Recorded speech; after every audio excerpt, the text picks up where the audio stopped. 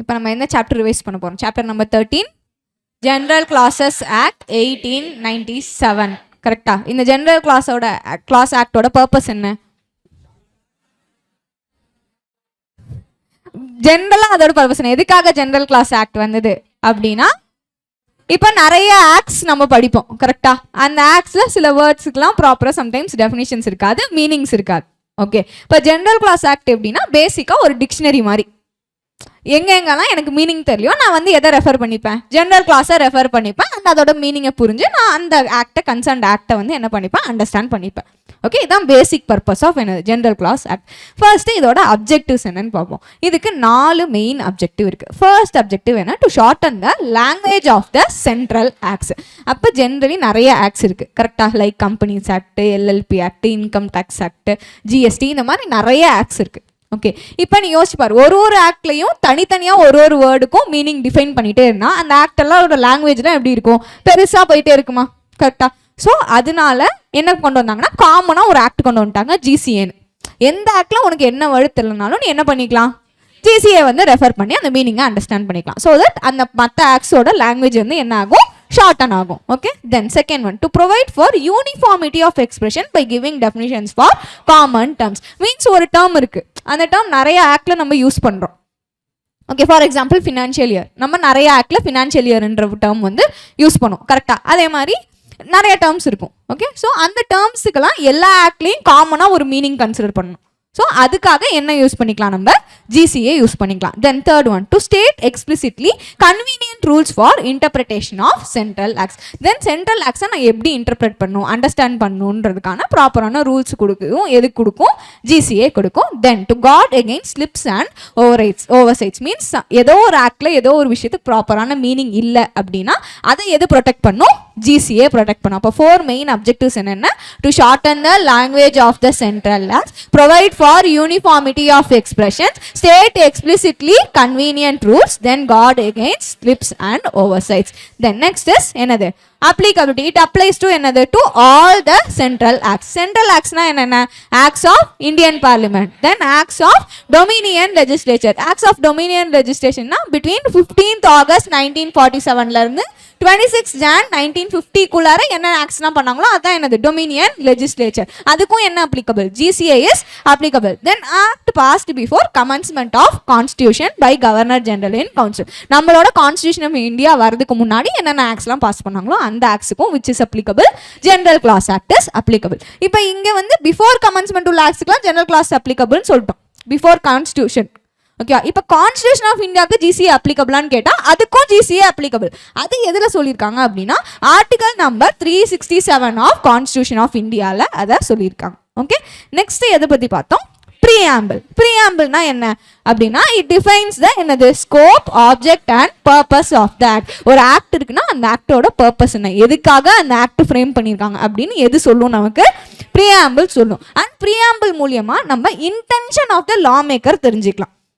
Means இந்த law கொண்டு வந்ததுக்கான main intention என்ன, அவர் எதை நினச்சி இந்த லாவை மேக் பண்ணார் அப்படின்றத நம்ம ப்ரீஆம்பிள் மூலியமா தெரிஞ்சுக்கலாம். And it acts as an aid wherever there is ambiguity in understanding the provisions of the act. இப்போ நான் ஆக்டில் இருக்க ப்ரொவிஷன் படிக்கிறேன், எனக்கு அது கன்ஃபியூசிங்காக இருக்குது அப்படின்னா நான் போய் எதை ரெஃபர் பண்ணுவேன்? என்னோட ப்ரீஆம்பிளை ரெஃபர் பண்ணுவேன். ஸோ ப்ரீஆம்பிளோட கனெக்ட் பண்ணி படிக்கும் போது எனக்கு அந்த ப்ரொவிஷனுக்கு பக்காவான கிளாரிட்டி கிடச்சிடும். Then it cannot override the provisions of the act. Means நான் ப்ரீஆம்பிளை யூஸ் பண்ணி அந்த ப்ரொவிஷனை என்ன பண்ணிக்கலாம்? அண்டர்ஸ்டாண்ட் பண்ணிக்கலாம். ஆனால் ப்ரீஆம்பிள் தான் நான் ஃபாலோ பண்ணணுமா அப்படின்னு கேட்டால் கிடையாது. ஆல்வேஸ் நான் எதை தான் ஃபாலோ பண்ணணும்? ப்ரொவிஷன் தான் ஃபாலோ பண்ணணும். அதுதான் preamble cannot override the provisions of the act. So இதெல்லாம் பேசிக் திங்ஸ் நம்ம பார்த்தோம் ஃபர்ஸ்ட். கரெக்ட்.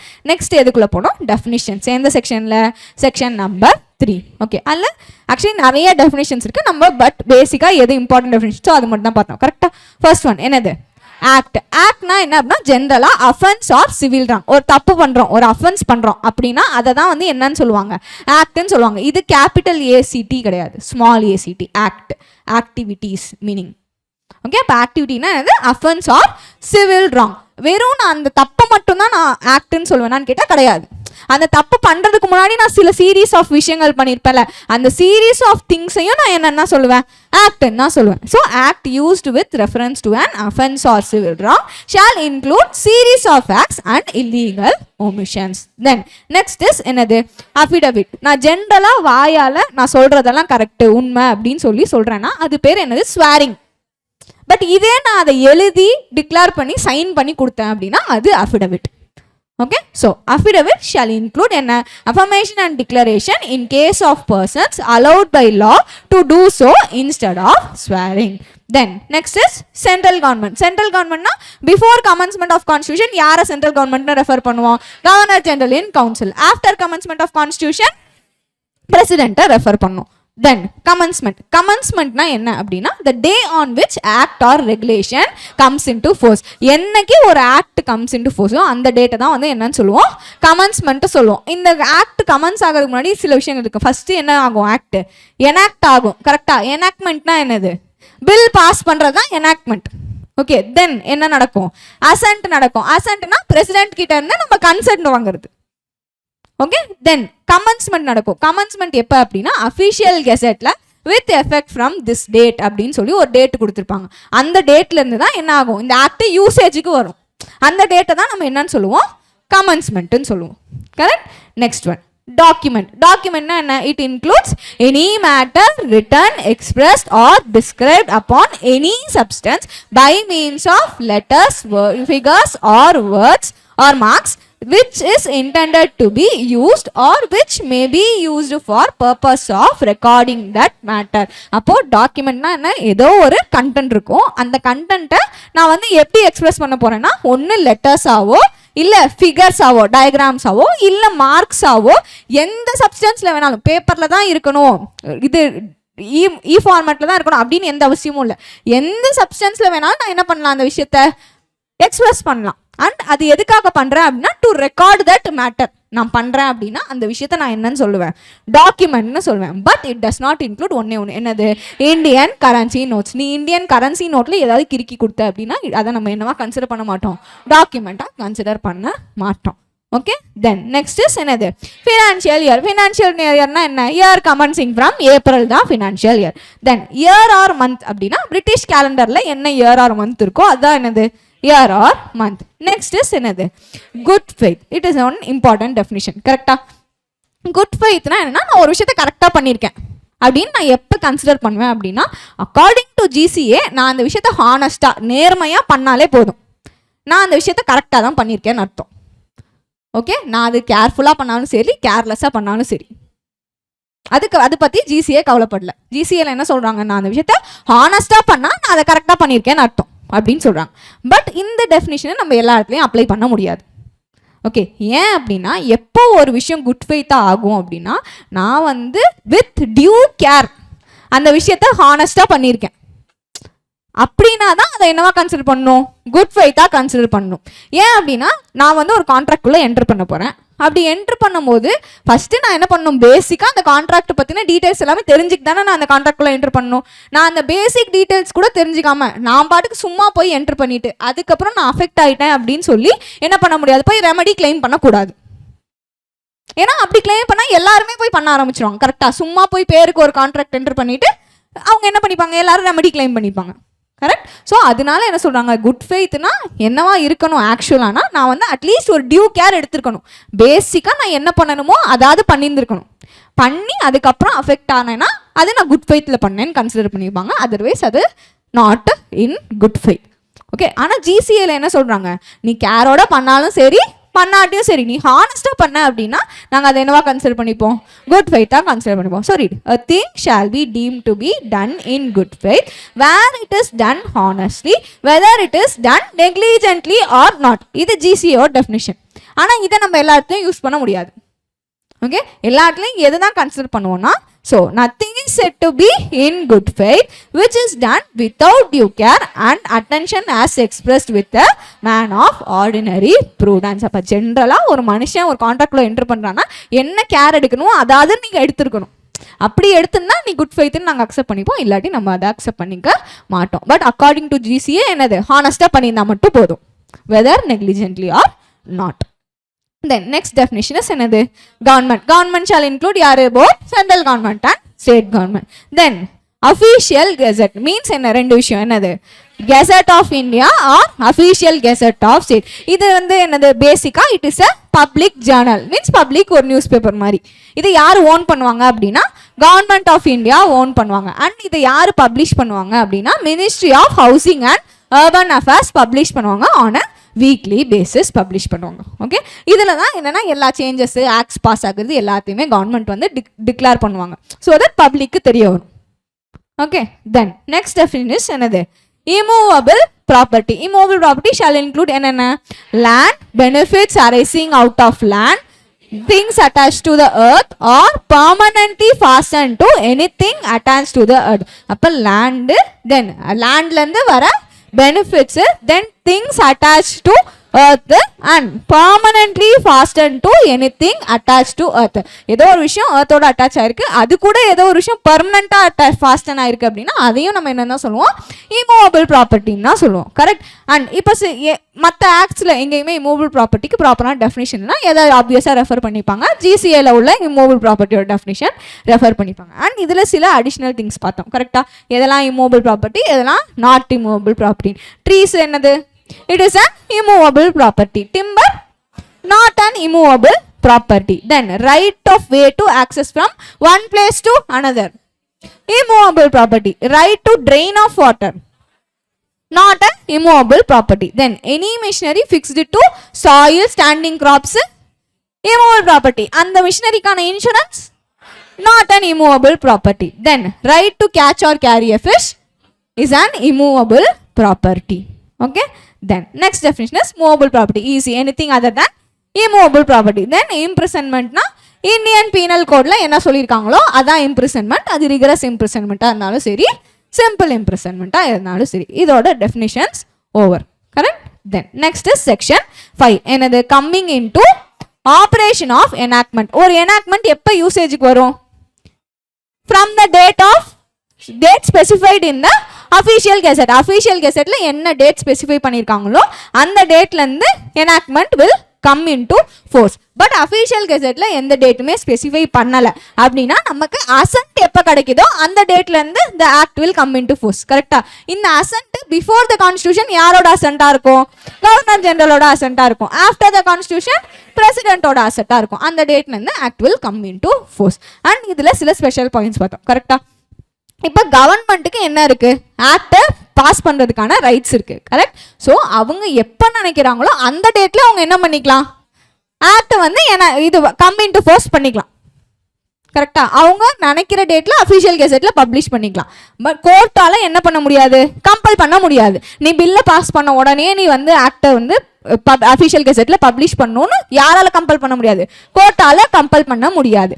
பட் நான் வந்து பில் பாஸ் பண்ணிட்டேன், பாஸ் பண்ணி நிறைய இயர்ஸ் ஆயிடுச்சு, இன்னும் நான் என்ன பண்ணல? அஃபிஷியல் கெசட்ல பப்ளிஷே பண்ணல அப்படின்னா கோர்ட் அப்பயும் என்ன பண்ண முடியாது? கம்பல் பண்ண முடியாது. பட் போய் கவர்மெண்ட் கிட்ட என்ன பண்ணலாம்? ரெக்வஸ்ட் பண்ணலாம், இதை கொஞ்சம் கன்சிடர் பண்ணுங்க, ஸோ சீக்கிரமா பாஸ் பண்றதுக்கு பாருங்கன்னு சொல்லி ரெக்வஸ்ட் பண்ணி கேட்கலாம் கோர்ட். ஓகே. அண்ட் இப்போ சுப்ரீம் கோர்ட் என்ன சொன்னாங்க? சுப்ரீம் கோர்ட் என்ன சொன்னாங்கன்னா திரும்ப ரூல்ஸ் எல்லாமும் எப்போ they will come into force? once they are get published in the official gazette. எப்போ அஃபிஷியல் கெசட்ல நம்ம ரூல்ஸை பப்ளிஷ் பண்ணுவோம் அப்போதான் rules will also come into force. இப்போ நான் official கெசட்ல okay 15 this act will come into effect from 15th August 2025 அப்படின்னு சொல்லி publish பண்ணுறேன். இந்த அஃபிஷியல் கெசட்டை நான் மார்னிங் 10 AM பப்ளிஷ் பண்ணுறேன். ஓகே. பட் இந்த ஆக்ட் எந்த டைம்லேருந்து will come into effect? நான் அஃபிஷியல் கெசட்டில் 10 மணிக்கு பப்ளிஷ் பண்ணாலும் this act will come into effect from 12 AM, that is midnight. 15th August 12 AMலேருந்தே this act will come into force. நான் எப்போ பப்ளிஷ் பண்ணுறேன்னு தான் மேட்ரு இல்லை, என்ன டேட்டில் பப்ளிஷ் பண்ணேனோ அந்த டேட்டில் மிட் நைட்லேருந்து this act will come into force. Okay. And இப்போ நான் ஒரு ஆக்ட் பாஸ் பண்ணுறேன் அப்படின்னா எப்போவுமே அதுக்கு என்ன எஃபெக்ட் தான் இருக்கும்னா ப்ராஸ்பெக்டிவ் எஃபெக்ட் தான் இருக்கும். மீன்ஸ் நான் பப்ளிஷ் பண்ணதுலேருந்து இனிமேல் நான் அந்த ஆக்டை என்ன பண்ண ஆரம்பிப்பேன்? ஃபாலோ பண்ண ஆரம்பிப்பேன். பட் சம்டைம்ஸ் அது ரெட்ராஸ்பெக்டிவ்னு கொடுத்துருந்தாங்க அப்படின்னா ரெட்ராஸ்பெக்டிவ்லி எந்த டேட்லேருந்து கொடுத்துருக்கேனோ அந்த டேட்லேருந்து நான் என்ன பண்ணுவேன்? அந்த ஆக்டை ஃபாலோ பண்ண ஆரம்பிப்பேன். Okay, so that's all about section 5. Another coming into operation of enactment. Next is section 6. Another effect of repeal. Repeal na enna? ஒரு ஆக்டை கம்ப்ளீட்டா கேன்சல் பண்றது தான் வந்து repeal.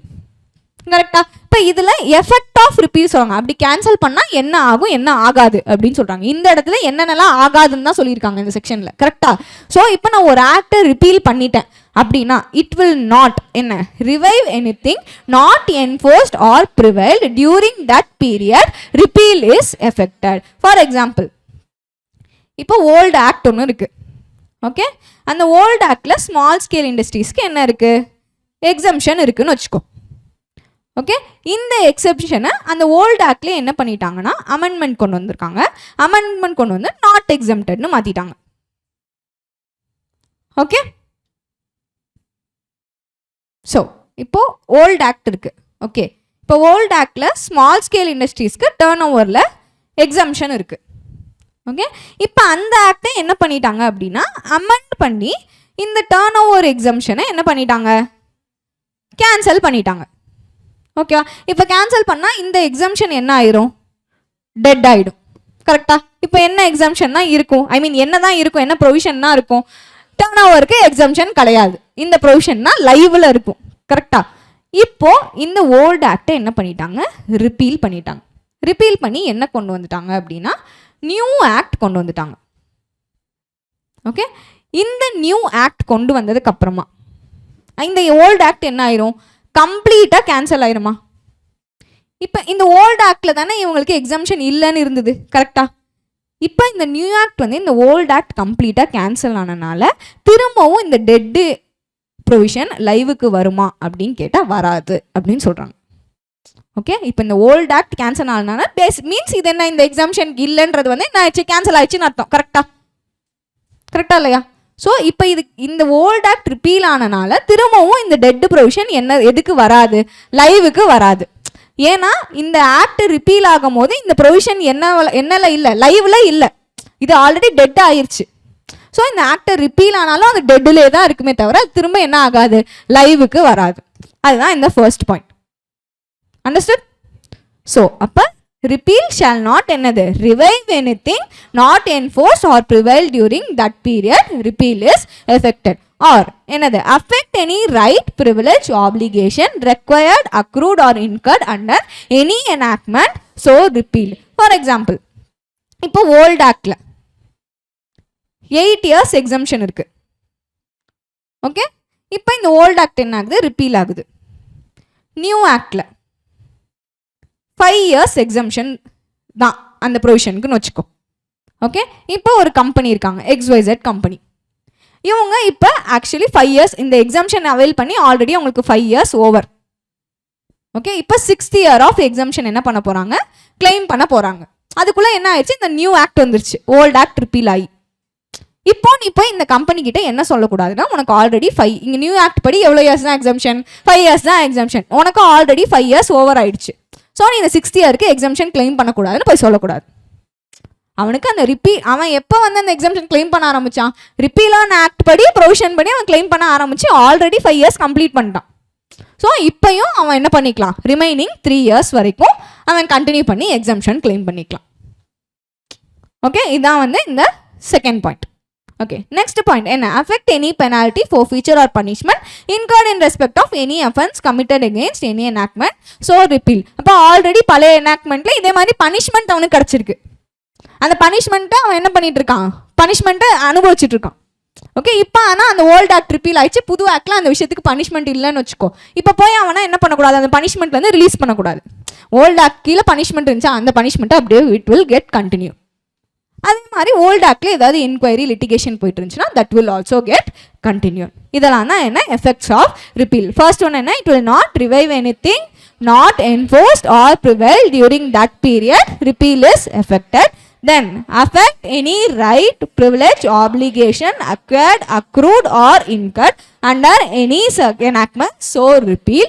Or any penalty, forfeiture or punishment incurred in respect of any offense committed against any enactment so repeal. Or affect any enquiry, litigation or remedy. And இந்த section 6 is applicable to only என்னது repeal and not for omission. And repeal and deletion are different. ஏன் அப்படின்னா டெலிஷன்னா என்னன்னா ஒரு particular செக்ஷனோ இல்லை ப்ரொவிஷனையோ மட்டும் என்ன பண்ணுவாங்க டெலீட் பண்ணுவாங்க. அது with effect from this date this provision will not be applicable அப்படின்னு சொல்லி டெலீட் பண்ணுவாங்க. அது பேர் டெலிஷன். பட் ரிப்பீல்னா என்ன? It is complete obliteration. Complete obliteration means கம்ப்ளீட்டாக ஒரு ஆக்டையும் மொத்தமாக கேன்சல் பண்ணுறது. அந்த ஆக்ட் கேன்சல் பண்ணும்போது அதுக்குள்ள உள்ள ரைட்ஸ் எல்லாமே கேன்சல் ஆயிரும். அதுதான் வந்து என்னது ரிப்பீல். அப்போ repeal is always different from என்னது deletion. Okay, so that's all about section 6 என்னது effect of repeal. Then section 7 என்ன ரிவைவல் ஆஃப் ரிப்பீல்டு எனாக்ட்மெண்ட். ஒரு ரிப்பீல்டு ஆல்ரெடி ஒரு ஆக்டை என்ன பண்ணிட்டோம் கேன்சல் பண்ணோம். அது திரும்ப நான் ரிவைவ் பண்ணணும் அப்படின்னா ப்ராப்பராக அதுக்கான ரீசன்ஸை சொல்லிட்டு தான் நான் என்ன பண்ணணும் திரும்பவும் அதை லைவுக்கு கொண்டு வரணும். நெக்ஸ்ட் இஸ் செக்ஷன் 8 என்னது construction of references to repealed enactments. இது என்ன அப்படின்னா இப்போ for example income tax act இருக்கு. ஓகே, இன்கம் டேக்ஸ் ஆக்ட் என்ன 1961 கரெக்டா? இப்போ அந்த இன்கம் டேக்ஸ் ஆக்ட்ல ஒரு ப்ரொவிஷன் இருக்குன்னு வச்சுக்கோ, profit as per companies act 1956 அப்படின்னு ப்ரொவிஷன் இருக்குன்னு வச்சுக்கோ. ஆனால் இப்போ கம்பெனிஸ் ஆக்ட் என்னதான் நமக்கு இருக்கு 2013 தான் இருக்கு கரெக்டா?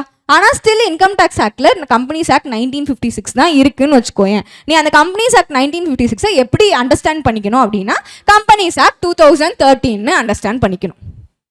அதுதான் இங்க சொல்றாங்க என்னது construction of references to repealed enactments. ஒரு எனாக்ட்மெண்ட் ரிப்பீல் ஆயிருச்சு, பட் வேற ஏதோ ஆக்ட்ல அந்த ரிப்பீல் ஆன எனாக்ட்மெண்ட் தான் இன்னும் இருக்கு அப்படின்னா நீ அதை எப்படி கன்ஸ்ட்ரூ பண்ணிக்கணும், எப்படி அண்டர்ஸ்டாண்ட் பண்ணிக்கணும், ரீஎனாக்ட் பண்ண அந்த புது ப்ரொவிஷன் சொல்லி கன்சிடர் பண்ணிக்கணும். ஓகே, அதான் என்ன where this act or central act or regulation made after the commencement of this act repeals or reenacts with or without modification then reference to provision so repealed. அதான் என்னது companies act 1956 shall be construed as references to provision so reenacted means அதை நான் எப்படி construe பண்ணிக்கணும் companies act 2013 construe பண்ணிக்கணும், understand பண்ணிக்கணும்.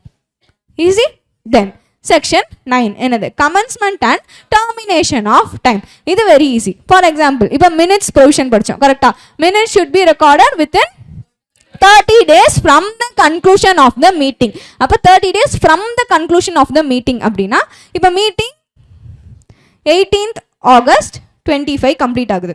Okay, from the conclusion of meeting 30 days அப்படின்னா நீ எப்போலேருந்து கால்குலேட் பண்ண ஆரம்பிப்ப 19th கால்குலேட் பண்ண ஆரம்பிப்ப கரெக்டா? 2 என்னைக்கு வரைக்கும் கால்குலேட் பண்ணுவேன் அந்த 30th day வரைக்கும் கால்குலேட் பண்ணுவேன் கரெக்ட்? ஸோ அப்போ ஃப்ரம்னு இருந்துச்சுன்னா அந்த ஃப்ரம் இருக்க டேட்டை என்ன பண்ணணும் எக்ஸ்க்ளூட் பண்ணணும்.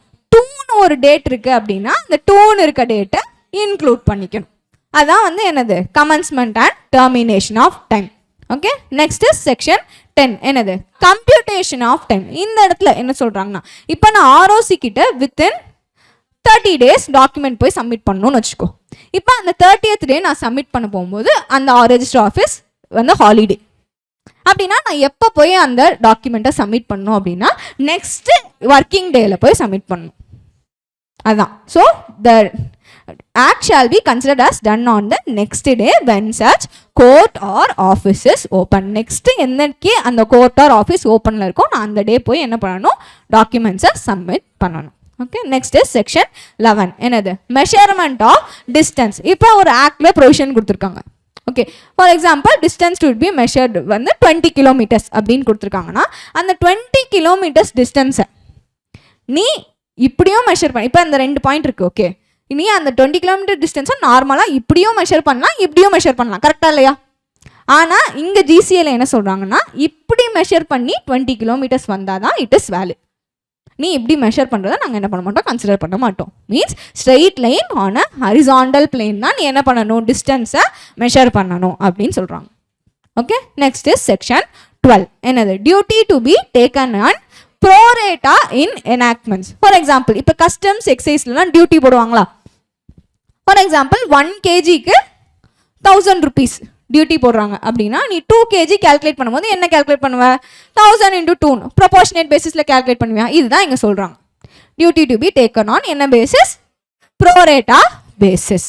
Okay, so then a like duty is leviable at same rate on any greater or lesser quantity. 2 kg na aduketa mari proportionate calculate panipa, half kg na aduketa mari proportionate நம்ம calculate பண்ணனும். Next is section 13. என்னது? Gender and number. For example, இப்ப provisionல he shall be liable for penalty அப்படின்னு கொடுத்திருக்காங்கன்னு வை. இப்ப அந்த தப்பு பண்ண person maybe ஒரு ஃபீமேலா இருந்தா அவங்களும் பனிஷபிளா அப்படின்னு கேட்டா எஸ் பனிஷபிள். ஏன் அப்படின்னா masculine gender also includes யாரு? Females also. But she shall be liable அப்படின்னு ஆக்ட்ல கொடுத்துருக்காங்க. அப்படின்னா இந்த இடத்துல she will include he-ஆ? நோ. ஷீன்னு ஸ்பெசிஃபிக்காக ஃபீமேல் ஜெண்டர் கொடுத்துருந்தாங்க அப்படின்னா அந்த இடத்துல ஃபீமேல் ஜெண்டர் மட்டும்தான். பட் ஜென்ரலாக he shall be liable அப்படின்னு கொடுத்தனானா இட் இன்க்ளூட்ஸ் யார் ஆல்சோ? Females also. அண்ட் அதே மாதிரி ப்ரீவியஸ் இயர் அப்படின்னு கொடுத்துருந்தாங்கன்னு வச்சுக்கோ. இந்த இயரை நம்ம இது என்னது இயர் வந்து சிங்குலரில் கொடுத்துருக்காங்க கரெக்டா? அப்போ இந்த இயரை நம்ம என்னவா கன்சிடர் பண்ணிக்கணும்? ப்ரீவியஸ் இயர்ஸாக கன்சிடர் பண்ணிப்போம். ஓகே, அதே மாதிரி ப்ளூரலில் இருந்துச்சு அப்படின்னா அதையும் நம்ம சிங்குலராக கன்சிடர் பண்ணிக்கலாம். ஓகே, பட் சம் கேசஸில் ஸ்பெசிஃபிக்காக ஜெண்டர் சொல்லியிருப்பாங்க.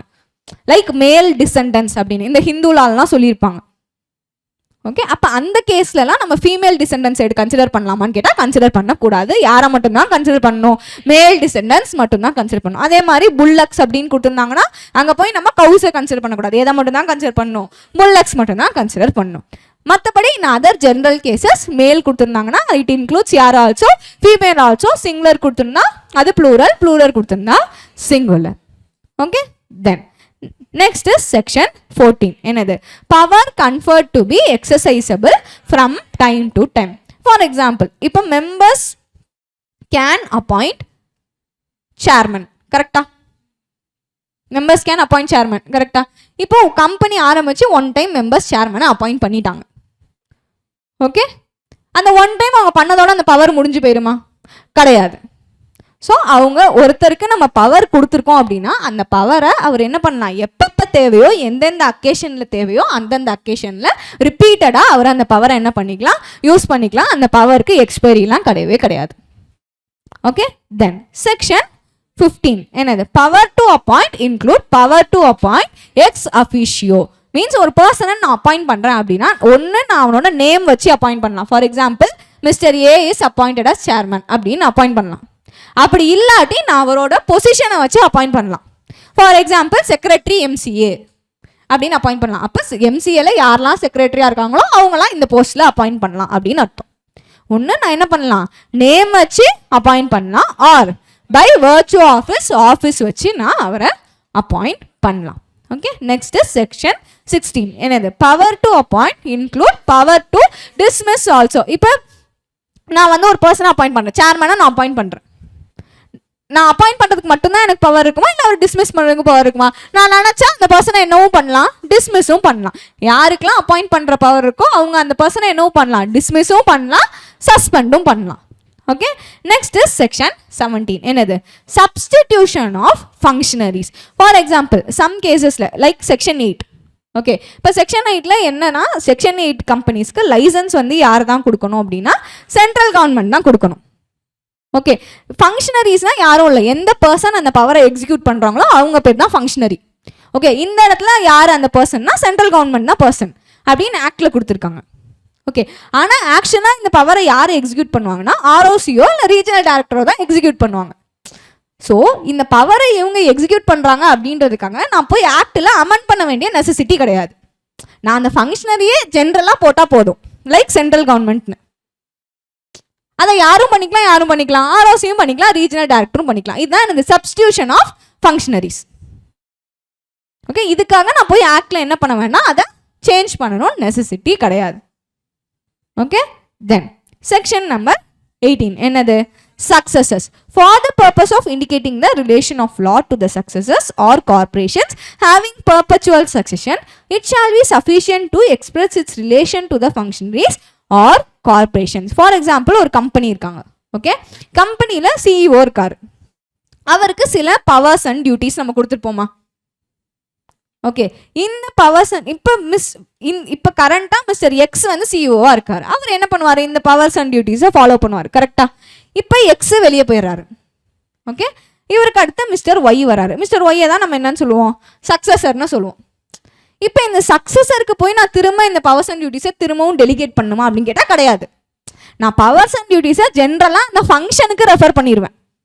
சிஇஓனா இந்த பவர் அண்ட் டியூட்டிஸ்னு ரெஃபர் பண்ணிடுவேன். அதுக்கப்புறம் யார் சிஇஓ வந்தாலுமே அவங்க எதை தான் ஃபாலோ பண்ணணும், அந்த பவர்ஸ் அண்ட் டியூட்டிஸ் தான் ஃபாலோ பண்ணணும். அதுதான் எந்த செக்ஷனில் சொல்கிறாங்க, செக்ஷன் 18 சொல்கிறாங்க. ஓகே, நெக்ஸ்ட் செக்ஷன் என்னது, 22. என்ன, making of rules or bylaws and issuing of orders between passing and commencement of enactment. ஜென்ரலாக நான் வந்து ஒரு ஆக்ட் பண்ணுறேன் அப்படின்னா அந்த ஆக்டுக்கான ரூல்ஸ் அண்ட் ரெகுலேஷன்ஸை நான் என்ன பண்ணலான்னா ஆக்ட் கமெண்ட்ஸ் ஆகிறதுக்கு முன்னாடியே ப்ரிப்பேர் பண்ணி வச்சுக்கலாம். பட் எப்போனா அந்த ரூல்ஸ் அண்ட் ரெகுலேஷனை நான் யூஸ் பண்ண முடியும்னா only after the commencement of the act. ஏன் அப்படின்னா அந்த ஆக்ட் ரூல்ஸ் அண்ட் ரெகுலேஷன் எதுக்காக போடுறேன், அந்த ஆக்டுக்காக தானே போடுறேன். அந்த ஆக்டே யூசேஜுக்கு வரதுக்கு முன்னாடி நான் எப்படி ரூல்ஸ் அண்ட் ரெகுலேஷன்ஸை யூஸ் பண்ண முடியும்? ஸோ நான் ரூல்ஸ் அண்ட் ரெகுலேஷன்ஸை ஆக்ட் கமெண்ட்ஸ் ஆகிறதுக்கு முன்னாடி என்ன பண்ணி வச்சுக்கலாம், ப்ரிப்பேர் பண்ணி வச்சுக்கலாம். பட் அந்த ரூல்ஸ் அண்ட் ரெகுலேஷன் நான் எப்போ தான் யூஸ் பண்ண முடியும், after the commencement of the act தான் யூஸ் பண்ண முடியும். அதான் இந்த செக்ஷன் சொல்கிறாங்க, section 22. So read, whereby any central act or regulation which is not in force a power is conferred to make the rules or bylaws, then power may be exercised at any time after passing the act or regulations, but such rules or bylaws shall come into effect after the commencement of the act or regulation. நான் prepare பண்ணி வச்சு enact பண்ணோடனே நான் prepare பண்ணி வச்சுக்கலாம். ஆனால் கமென்ஸ்மெண்ட்டுக்கு அப்புறம் தான் நான் என்ன பண்ண முடியும், ரூல்ஸ் ஆர் ரெகுலேஷன்ஸை யூஸ் பண்ண முடியும். நெக்ஸ்ட் செக்ஷன் என்னது, 23. Publications for public comment. இப்போ நான் ஒரு ரூலோ பைலாவோ ரெடி பண்ணுறேன் அப்படின்னா ஃபஸ்ட்டு நான் அதோட டிராஃப்டை ப்ரிப்பேர் பண்ணுவேன். டிராஃப்டை ப்ரிப்பேர் பண்ணி நான் அதை யாருக்கு கொடுப்பேன், பப்ளிக்கு கொடுப்பேன். பப்ளிக் மீன்ஸ் அஃபெக்டட் பர்சனுக்கு கொடுப்பேன். யாரை அந்த ரூல்ஸ் ஆர் ரெகுலேஷன் அஃபெக்ட் பண்ணுமோ அந்த பர்சன்ஸுக்கு கொடுப்பேன். அந்த பர்சன்ஸ்க்கு கொடுக்கும் போதே நான் வந்து நோட்டீஸில் தெளிவாக ஸ்பெசிஃபை பண்ணியிருப்பேன். என்ன அப்படின்னா நீங்கள் உங்களோட கமெண்ட்ஸ் ஆர் அப்சர்வேஷனை இந்த பர்டிகுலர் டேட்டுக்குள்ளார சொல்லலாம் அப்படின்னு சொல்லி நான் என்ன பண்ணியிருப்பேன், ஸ்பெசிஃபிக்காக மென்ஷன் பண்ணியிருப்பேன். ஓகே, அப்படி மென்ஷன் பண்ணால் அந்த டேட்டுக்குள்ளார அவங்க என்ன பண்ணலாம், அவங்களோட கமெண்ட்ஸ் ஆர் அப்சர்வேஷன்ஸை கொடுக்கலாம். அந்த கமெண்ட்ஸ் ஆர் அப்சர்வேஷனை நான் கன்சிடர் பண்ணி அதுக்கப்புறம் ஃபைனலாக ஒரு ரூல்ஸ் ப்ரிப்பேர் பண்ணி அதை என்ன பண்ணுவேன், நான் அஃபிஷியல் கெசெட்டில் பப்ளிஷ் பண்ணுவேன். ஓகே, இப்போ நான் அவங்களோட கன்சென்ட் வாங்குறேன்ல, கமெண்ட்ஸ் வாங்குறேன்ல, அந்த கமெண்ட்ஸை வாங்கி நான் சேஞ்சஸ் மேக் பண்ணுறேன்னா அந்த சேஞ்சஸ் மேக் பண்ணி திரும்பவும் நான் அதை பப்ளிக் கிட்ட கமெண்ட்ஸ்க்கு கொடுக்கணுமா இல்லையா அப்படின்னு டிசைட் பண்ணுறதுக்கு அந்த சேஞ்சஸ் எப்படி இருக்குன்னு பார்க்கணும். அந்த சேஞ்சஸ் ஆக்சிலரி சேஞ்சா இல்லை ஃபாரின் சேஞ்சான்னு பார்க்கணும். ஆக்சிலரி சேஞ்சுனா என்ன, மைனர் ரிலேட்டட் சேஞ்சு, சின்ன சேஞ்சு. ஃபார் எக்ஸாம்பிள் 1 monthன்னு இருக்க இடத்த நான் 30 daysன்னு போடுறேன் அப்படின்னா இது வந்து எனது மைனர் சேஞ்ச். இதை நான் மாற்றி திரும்பவும் அவங்க கிட்ட போய் கமெண்ட்ஸ்லாம் கேட்க வேணாம். பட் இதே அது ஃபாரின் சேஞ்சாக இருக்குது அப்படின்னா, ஃபார் எக்ஸாம்பிள் நான் ஃபஸ்ட்டு ஒரு டாக்குமெண்ட் மட்டும் தான் சப்மிட் பண்ண சொல்கிறேன், ஆனால் இப்போ இந்த டாக்குமெண்ட் கூட சேர்த்து ரிப்போர்ட்டும் சப்மிட் பண்ண சொல்கிறேன் அப்படின்னா it is a bigger change. Okay, so இந்த மாதிரி நான் புதுசாக ஒரு விஷயத்தையும் ஆட் பண்ணும்போது நான் என்ன பண்ணணும், திரும்பவும் போய் அவங்கக்கிட்ட பப்ளிஷ் பண்ணி அவங்களோட கமெண்ட்ஸ் கேட்டு அதுக்கப்புறமா நான் ஃபைனல் டிராஃப்டை பப்ளிஷ் பண்ணணும். அண்ட் இந்த ஃபைனல் திங்கை ஒன்ஸ் நான் அஃபிஷியல் கெசெட்டை பப்ளிஷ் பண்ணேன்னா it is a conclusive evidence. அதுக்கப்புறமா யாரும் வந்து என்ன பண்ண முடியாது, அந்த ரூல்ஸ் ஆர் ரெகுலேஷன்ஸை கொஸ்டின் பண்ண முடியாது. ஓகே, இதான் என்னது section 23. Next is section 24. In a continuation of orders etc. issued under enactments repealed or and reenacted. இப்போ ஆல்ரெடி ஒரு ஆக்ட் இருந்திருக்கு, அந்த ஆக்ட் இப்போ என்ன ஆயிடுச்சு, ரிப்பீல் ஆயிடுச்சு. அந்த ஆக்ட் இருந்தப்போ சில ரூல்ஸ் இருந்திருக்கு, ரெகுலேஷன் இருந்திருக்கு, இல்லை சில அப்பாயின்மெண்ட்ஸ் நடந்திருக்கு, நோட்டிஃபிகேஷன் ஏதோ ஒன்று பாஸ் பண்ணியிருக்காங்க. அந்த நோட்டிஃபிகேஷன் எல்லாமே கேன்சல் ஆயிருமா, அந்த அப்பாயின்மெண்ட் எல்லாமே கேன்சல் ஆயிருமான்னு கேட்டால் கிடையாது. Even though that act is repealed, அந்த நோட்டிஃபிகேஷனோ ரூல்ஸோ அப்பாயின்மெண்ட்ஸோ will still continue in the reenacted act.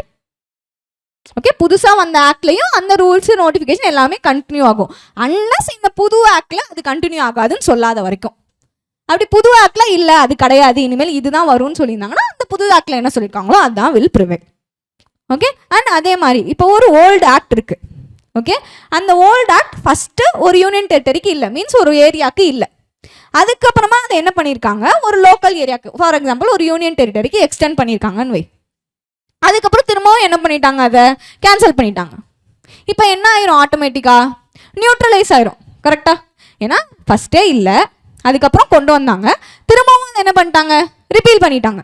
அப்படின்னா நான் அதை என்னவா கன்சிடர் பண்ணிப்பேன், ரிப்பீல் அண்ட் ரீஎனாக்ட்மெண்ட்டாக கன்சிடர் பண்ணிப்பேன்.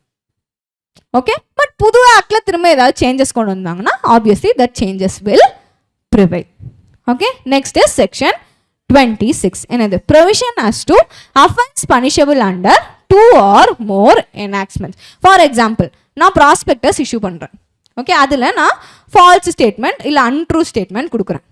அப்படின்னா நான் 2 ஆக்ட் கீழே பனிஷபிள் ஆவேன். ஆக்சுவலி என்னென்னா, ஒன் இஸ் கம்பெனிஸ் ஆக்ட், இன்னொன்று is IPC, Indian penal code. இது ரெண்டுத்துலையும் நான் என்னவா கன்சிடர் பண்ணுவேன்னா ஃப்ராடாக கன்சிடர் பண்ணுவாங்க என்ன. ஓகே, அப்படி 2 லால வந்து ஃப்ராடாக கன்சிடர் பண்ணுறாங்க அப்படின்னா 2 லாலையும் என்ன பண்ணுவாங்க, ப்ராசிக்யூட் பண்ணுவாங்க. ஆனால் பனிஷ் பண்ணுறது என்னதான், ஒரு ஆக்டில் தான் பனிஷ் பண்ணுவாங்க. ஏன்னா தப்பு ஒரே தப்பு தான். ஸோ ஒரு தப்புக்காக என்ன பண்ண மாட்டாங்க, 2 ஆக்டில் பனிஷ் பண்ண மாட்டாங்க. பட் தப்பே 2 வேறு தப்பாக இருக்குன்னு வச்சுக்கோ, என்ன பண்ணுவாங்க, 2 தப்பையும் தனித்தனியாக 2 ஆக்டு கீழே பனிஷ் பண்ணுவாங்க. ஓகே, பட் இப்போ நான் 2 அஃபென்ஸ் பண்ணுறேன், 2 அஃபென்ஸ்க்கு என்ன பண்ணுறாங்க, ப்ராசிக்யூட் பண்ணுறாங்க.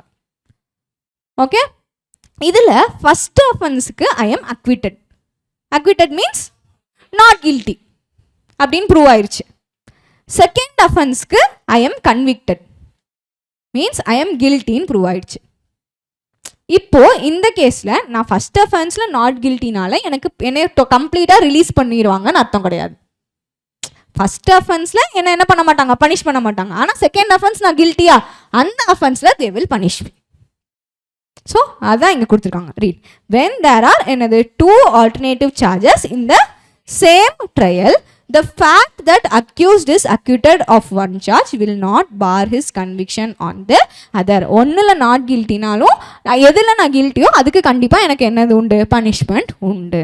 ஓகே, நெக்ஸ்ட் இஸ் செக்ஷன் என்னது 27. என்ன, meaning of service by post. இப்போ ஆக்டில் சர்வீஸ் பை போஸ்ட்டில் நீ அனுப்பணும் அப்படின்னு சொல்லியிருந்தாங்கன்னா எப்போ அதை நாங்கள் ப்ராப்பர் போஸ்ட்டாக கன்சிடர் பண்ணுவோம் அப்படின்னா அதில் இந்த விஷயங்கள்லாம் இருக்கணும். ஃபர்ஸ்ட் ஒன் என்ன, it should B properly addressed, அதில் கரெக்டான அட்ரஸ் இருக்கணும். அண்ட் ப்ரீபேமெண்ட் ஏதாவது இருந்ததுன்னா அந்த ப்ரீபேமெண்ட் நம்ம கண்டிப்பாக பண்ணியிருந்துருக்கணும். And third one, we have to post it by என்னது, ரெஜிஸ்டர்டு போஸ்ட். இது எல்லாமே இருந்துச்சு அப்படின்னா அது பக்காவாக சர்வ் பண்ணிட்டாங்க அப்படின்னு சொல்லி என்ன பண்ணிப்பாங்க, கன்சிடர் பண்ணிப்பாங்க. ஓகே, பட் இப்போ ஒரு டாக்குமெண்ட் இருக்குது, அந்த டாக்குமெண்ட்டை நான் போஸ்ட் வழியாக சென்ட் பண்ணுறேன் அப்படின்னா அது எப்போ போய் அந்த கன்சர்ன் பர்சனுக்கு சேர்ந்துச்சுன்னு நான் கன்சிடர் பண்ணுவேன்னா ஆர்டினரி கோர்ஸ் ஆஃப் போஸ்ட்டில் அது போய் சேர்ந்துச்சுன்னு நான் கன்சிடர் பண்ணிப்பேன். ஃபார் எக்ஸாம்பிள், இப்போ சென்னையிலேருந்து நான் ட்ரிச்சிக்கு ஒரு டாக்குமெண்ட் அனுப்புகிறேன். ஓகே, அந்த டாக்குமெண்ட் ஜென்ரலாக யார் சென்னையிலேருந்து ட்ரிச்சிக்கு டாக்குமெண்ட் அனுப்புனாலும் 1 டேல போய் சேர்ந்துடும். அப்படின்னா நான் அனுப்புன டாக்குமெண்ட்டும் 1 டேல போய் சேர்ந்துருச்சுன்னு நான் கன்சிடர் பண்ணிப்பேன், ஈவன் தோ அது போய் சேராட்டி கூட. அண்ட் அது எப்போ நான் அப்படி கூட கன்சிடர் பண்ணுவேன்னா ப்ராப்பராக இதெல்லாம் இருந்து நான் ப்ராப்பராக அட்ரஸ் பண்ணியிருக்கேன், ப்ரீபேமெண்ட் பண்ணியிருக்கேன், அண்ட் ரெஜிஸ்டர்ட் போஸ்ட்டில் சென்ட் பண்ணியிருக்கேன். அப்படி இருந்துச்சுன்னா ஈவன் தோ அது 1 டேல போய் சேராட்டி கூட நான் என்னவா கன்சிடர் பண்ணிப்பேன், 1 டேல போய் சேர்ந்துச்சுன்னு கன்சிடர் பண்ணிப்பேன். ஏன் அப்படின்னா அதான் என்னது, ஆர்டினரி கோர்ஸ் ஆஃப் போச்சு. ஜென்ரலாக யார் சென்னையிலேருந்து ட்ரிச்சிக்கு அனுப்பினாலும் அது 1 டேல போய் சேர்ந்துடும். ஸோ நான் அனுப்புனதும் 1 டேல போய் சேர்ந்துருச்சுன்னு சொல்லி நான் என்ன பண்ணிப்பேன், கன்சிடர் பண்ணிப்பேன். ஓகே, அண்ட் இதில் சில கேஸ் லாஸ் வச்சு சில பாயிண்ட்ஸ் வந்து நமக்கு எக்ஸ்பிளைன் பண்ணியிருக்காங்க. ஓகே, அதில் ஃபர்ஸ்ட் ஒன் என்னது, where notice is required to be sent by registered post acknowledgement due by law is instead sent in registered post, the provision under this section is not tenable. இப்போ registered post acknowledgement due அப்படின்னா என்ன, நார்மலாக registered போஸ்ட்னா நம்மக்கிட்ட வந்து கொடுத்துட்டு sign வாங்கிட்டு போவாங்க. Registered post acknowledgement tuna நம்மக்கிட்ட வந்து கொடுத்துட்டு சைன் வாங்கிட்டு நம்மக்கிட்ட கொடுத்துட்டோன்னு சொல்லி சென்டருக்கும் ஒரு அக்னாலஜ்மெண்ட் சென்ட் பண்ணுவாங்க. அதுதான் என்னதுன்னா registered post acknowledgement due.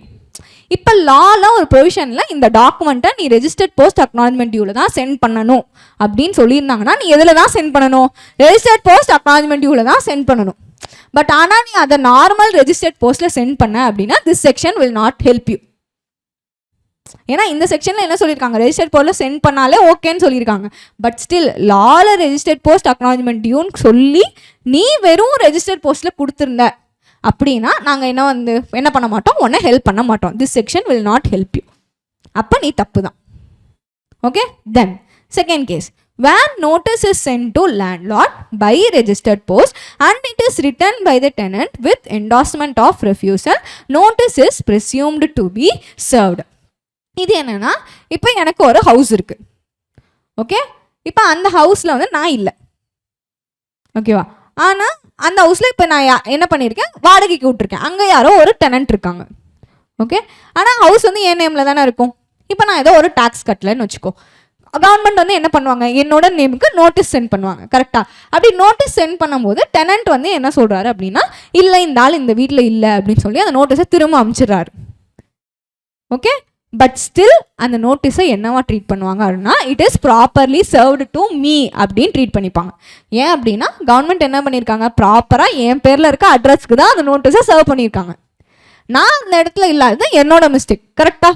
So அதனால notice is properly served to மீன்னு என்ன பண்ணிப்பாங்க, கன்சிடர் பண்ணிப்பாங்க. நான் போய் என் கையில் நோட்டீஸே வரல அப்படின்னு சொல்லி எஸ்கேப் ஆக முடியாது. ஓகே, இது ஒரு கேஸ்.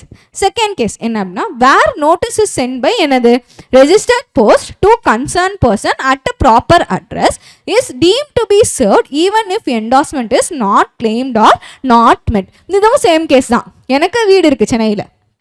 ஓகே, பட் ஃபஸ்ட்டு கேஸில் நான் என்னது அந்த வீடை வாடகைக்கு விட்டுருந்தேன். அப்போ டெனன்ட் வந்து என்ன பண்ணிட்டான், நான் இல்லைன்னு சொல்லி திரும்ப அமைச்சிட்டான்.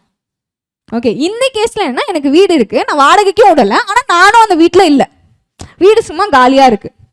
இப்போ போஸ்ட்மேன் வந்து பார்த்துட்டு நோட்டீஸில் எங்கள் வீட்டில் யாருமே இல்லைன்னு சொல்லி திரும்ப எடுத்துகிட்டு போயிடுறாரு. அப்படின்னாலும் still it will B team to B properly served. ஏன்னா இங்கேயும் அது என்னோட மிஸ்டேக் தான். ஏன்னா நான் இருந்திருக்கணும், கவர்மெண்ட் ப்ராப்பரான அட்ரஸ்க்கு கரெக்டாக சென்ட் பண்ணதுனால it will B team to B properly served. Okay, that's all about section என்னது 27. இதோட மெயின் செக்ஷன்ஸ் எல்லாமே கம்ப்ளீட் ஆயிடுச்சு. இதில் மிஸ்லேனியஸ் சில செக்ஷன்ஸ்லாம் பார்த்தோம். கரெக்டாக? ஃபர்ஸ்ட் ஒன் என்னது, section 63 to 70 of IPC and provision for code of criminal procedure for levy of fine shall apply to all fines under any act, regulation or rules unless specified otherwise. அப்போ எந்த ஆக்டில் ஃபைன்ஸு penalty அப்படின்னு சொல்லியிருந்தாலும் அதை எதை தான் refer பண்ணும், Indian penal கோட்லையோ இல்லை கோட் ஆஃப் கிரிமினல் ப்ரொசீஜர்ஸ்லையோ என்ன ஃபைன் பெனால்ட்டி சொல்லியிருக்காங்களோ அதை தான் ரெஃபர் பண்ணணும். அன்லெஸ் இட் இஸ் ஸ்பெசிஃபிக்கலி என்னது ப்ரொவைடட்.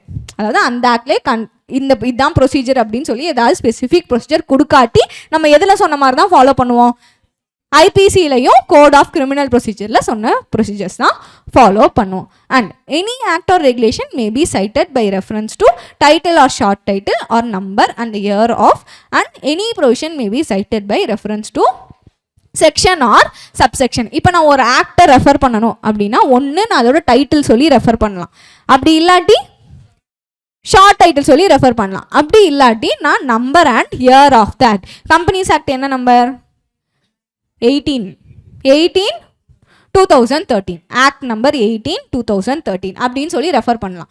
ஆக்ட் நம்பர் 18/2013 அப்படின்னா கம்பெனிஸ் ஆக்ட்னு அர்த்தம். ஏன் அப்படின்னா இப்போ 2013 18th ஆக்டாக கம்பெனிஸ் ஆக்ட் வந்திருக்கு. அதான் என்னது, ஆக்ட் நம்பர் 18/2013 அர்த்தம். ஸோ அப்போ ஒரு இயர்லேயும் ஆக்ட் பாஸ் பண்ணும்போது இப்படி தான் நம்பர் பண்ணுவாங்க. இப்போ 2013 எத்தனை ஆக்ட் இருக்கோ எத்தனாவது ஆக்டாக இப்போ கம்பெனிஸ் ஆக்ட் பாஸ் பண்ணியிருக்காங்க, 18th ஆக்டாக பாஸ் பண்ணியிருக்காங்க, அதுதான் நம்பர். ஓகே, அதே மாதிரி ஒரு ப்ரொவிஷனை ரெஃபர் பண்ணுறேன் அப்படின்னா நான் எப்படி ரெஃபர் பண்ணலாம், ஒன்று அதோட செக்ஷன் நம்பர் வச்சியோ இல்லை சப்செக்ஷன் நம்பர் வச்சியோ ரெஃபர் பண்ணலாம்னு சொல்கிறாங்க. Okay, then the provisions of this act helps in construction of acts, regulation or rules made after commencement of this act but shall not affect interpretation of old act, regulation or rules. அப்போ GCA வந்ததுக்கு அப்புறமா ஏதாவது ஒரு act வந்திருக்குன்னு வச்சுக்கோ, அந்த ஆக்ட்ஸுக்கெலாம் கண்டிப்பாக GCA is applicable. But அதுக்கு முன்னாடி உள்ள ஆக்ட்ஸ்க்கு GCA அப்ளிகபிளான்னு கேட்டால் GCA இஸ் நாட் அப்ளிகபிள்.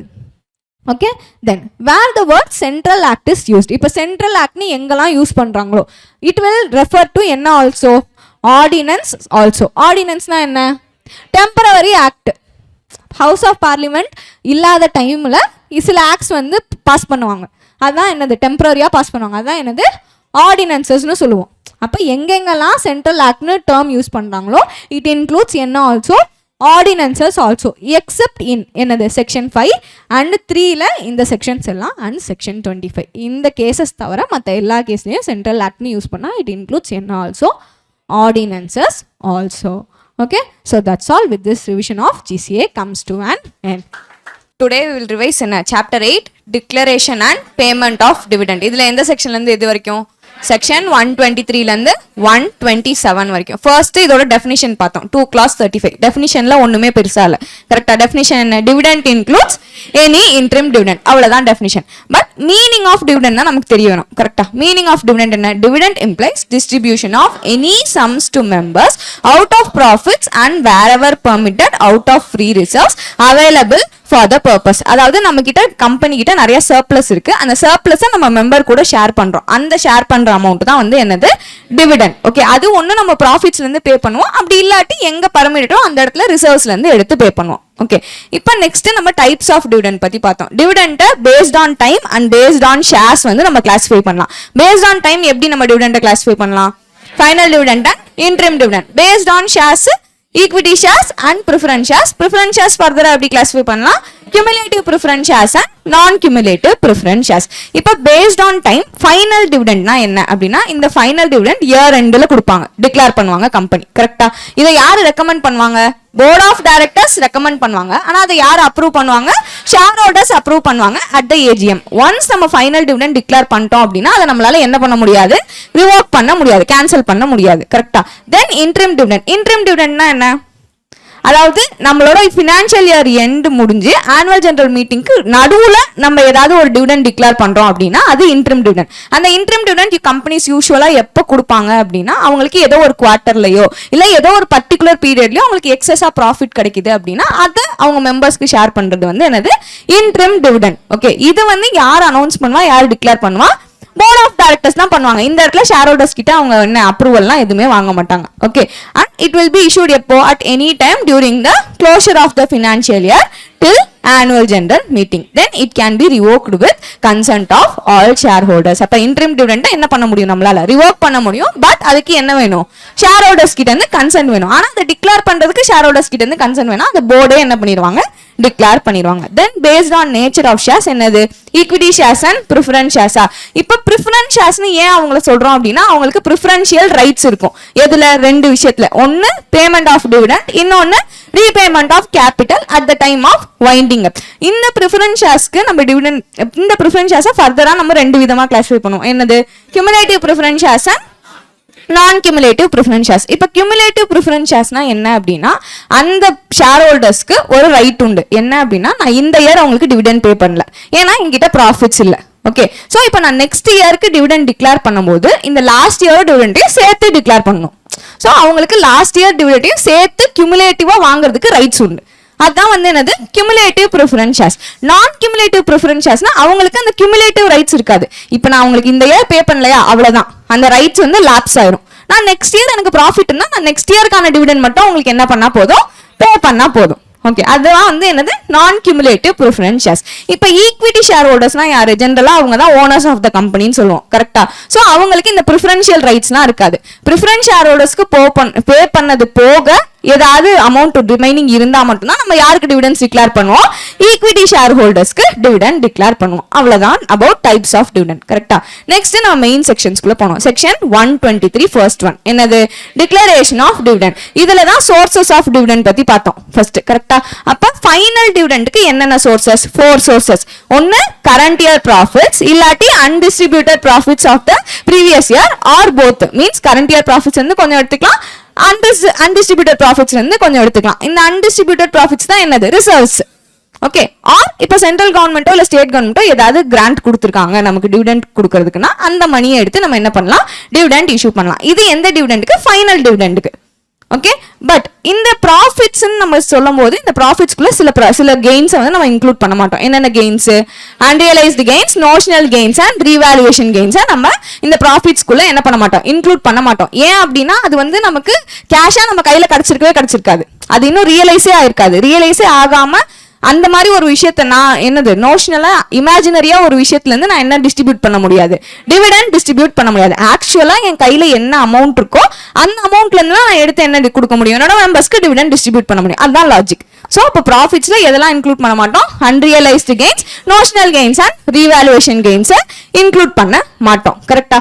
தென் இப்போ இன்ட்ரிம் டிவிடெண்ட்டுக்கு என்னென்ன சோர்சஸ் அப்படின்னா surplus in the P&L account, profits of the financial year for which dividend is sought to be declared or profits generated in the financial year till the quarter preceding the date of declaration. அந்த எந்த பீரியடுக்கு ரெலவெண்டா நம்ம interim dividend கொடுக்குறோமோ அந்த பீரியடோட profits எடுத்து நம்ம என்ன பண்ணுவோம், interim dividend issue பண்ணுவோம். ஸோ அப்போ ஃபைனல் டிவிடெண்டுக்கு 4 சோர்ஸ் என்னென்ன, current year profits, undistributed profits of the previous year or both, or monies received from central government or state government. Interim dividend க்கு 3 source என்னென்ன, surplus in P&L account of the financial year for which dividend is sought to be declared or profits generated in the financial year till quarter preceding the date of declaration. இதெல்லாம் வந்து நமக்கு profits இருக்கிற கேஸ்ல sources.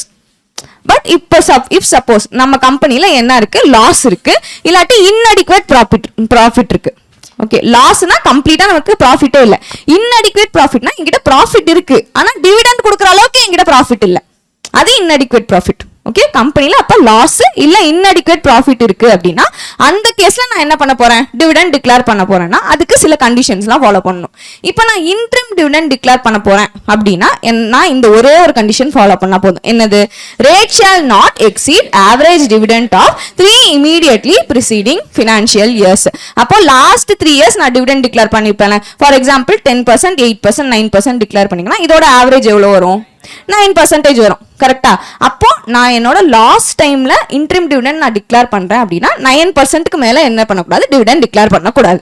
இதுதான் interim டிவிடெண்ட்க்கு condition. ஓகே, but final டிவிடெண்ட்க்கு 3 condition சொல்றாங்க. அதுல ஃபர்ஸ்ட் கண்டிஷன் வந்து சேம் அஸ் இன்ட்ரிம் டிவிடெண்ட் தான். என்னது, rate shall not exceed average dividend of 3 immediately preceding financial years. But second condition என்ன, total amount drawn from accumulated profits should not be more than 1/10 of paid up share capital and free reserves and shall first be utilized to set off losses of the current financial year. Means இப்போ என்கிட்ட profit இல்ல. Okay, அப்போ first condition என்னன்னா நான் last 3 இயர்ஸோட average எடுத்து அந்த ரேட்டுக்கு மேல என்ன பண்ணக்கூடாது, டிவிடெண்ட் டிக்ளேர் பண்ணக்கூடாது. ஓகே, இப்போ நான் ப்ராஃபிட் இல்லாதனால எதுல இருந்து டிவிடெண்ட் எடுத்து டிக்ளேர் பண்ணுவேன், என்னோட ரிசோர்சஸ்ல இருந்து, ஃப்ரீ ரிசர்வ்ஸ்ல இருந்து எடுத்து டிக்ளேர் பண்ணுவேன். கரெக்டா? சோ அப்படி நான் அந்த ஃப்ரீ ரிசர்வ்ஸ்ல இருந்து எடுக்கிற அமௌண்ட் எதுக்கு மேல இருக்கக்கூடாது அப்படின்னா 1/10 of paid up share capital and free ரிசர்வ்ஸ்க்கு மேல இருக்கக்கூடாது.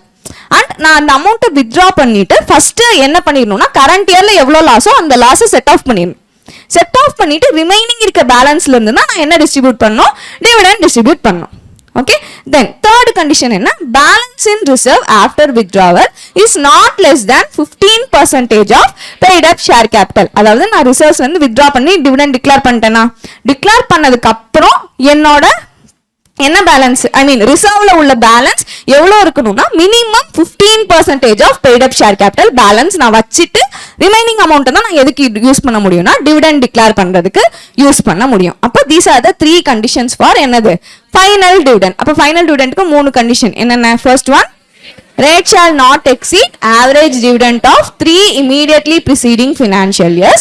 Then total amount drawn from accumulated profits not more than 1/10 of paid up share capital and free reserves and shall first be utilized to set off the current year losses. Then third condition, balance in reserve after withdrawal is not less than 15% of paid up share capital.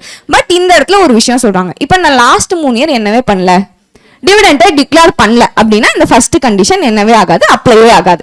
Obviously ஏன்னா declare பண்ணாலும் நான் average rate எடுக்க முடியும். 3 year நான் டிவிடெண்டே declare பண்ணல அப்படின்னா நான் எதை வச்சு ஆவரேஜ் எடுப்பேன். ஸோ அந்த ஃபர்ஸ்ட் கண்டிஷன் என்ன பண்ண வேண்டாம், சாட்டிஸ்ஃபை பண்ண வேண்டாம். அண்ட் நான் ஒன்ஸ் டிவிடெண்ட் டிக்ளேர் பண்ணிட்டேன் அப்படின்னா வித்தின் 5 days நான் அந்த அமௌண்ட்டை என்ன பண்ணி ஆகணும், ஒரு செப்பரேட் பேங்க் அக்கௌண்ட்டுக்கு டிரான்ஸ்ஃபர் பண்ணி ஆகணும். ஓகே, அண்ட் அந்த டிரான்ஸ்ஃபர் பண்ண அமௌண்ட்டை நான் யாருக்கு பே பண்ணுவேன், ஷேர் ஹோல்டர்ஸ்க்கு பே பண்ணுவேன். ஒன்னு நான் அந்த ஷேர் ஹோல்டருக்கு பே பண்ணுவேன். அப்படி இல்லாட்டி அந்த ஷேர் ஹோல்டர் ஏதோ ஒரு பர்சன் சொல்றாரு, நீங்க எனக்கு பதிலா இந்த பர்சனுக்கு பே பண்ணுங்க அப்படின்னு சொன்னார்னா அந்த பர்சனுக்கு பே பண்ணுவேன். அப்படி இல்லாட்டி ஷேர் ஹோல்டர் வந்து நீங்க என்னோட பேங்க்குக்கு பே பண்ணிருங்க அப்படின்னு சொல்றாருன்னா நான் அந்த பேங்க்குக்கு டைரக்டா பே பண்ணிடுவேன். ஓகே, அப்போ ஒன்னு ரெஜிஸ்டர்ட் ஷேர் ஹோல்டருக்கு பே பண்ணுவேன், or to his order or to his banker. And நான் இப்போ டிவிடெண்ட் பே பண்றேன் அப்படின்னா அது எப்படி தான் பே பண்ணணும், கேஷா தான் பே பண்ணணும், நாட் இன் கைண்ட். ஓகே, கேஷ்னா இட் இன்க்ளூட்ஸ் என்னது, செக், வாரண்ட், எவ்ரிதிங். பட் நான் என்ன பே பண்ணக்கூடாது, டிவிடெண்ட் கைண்டா பே பண்ண கூடாது. யாருக்கெல்லாம் பே பண்ணுவேன், registered share holders or to his order or to his banker. Okay.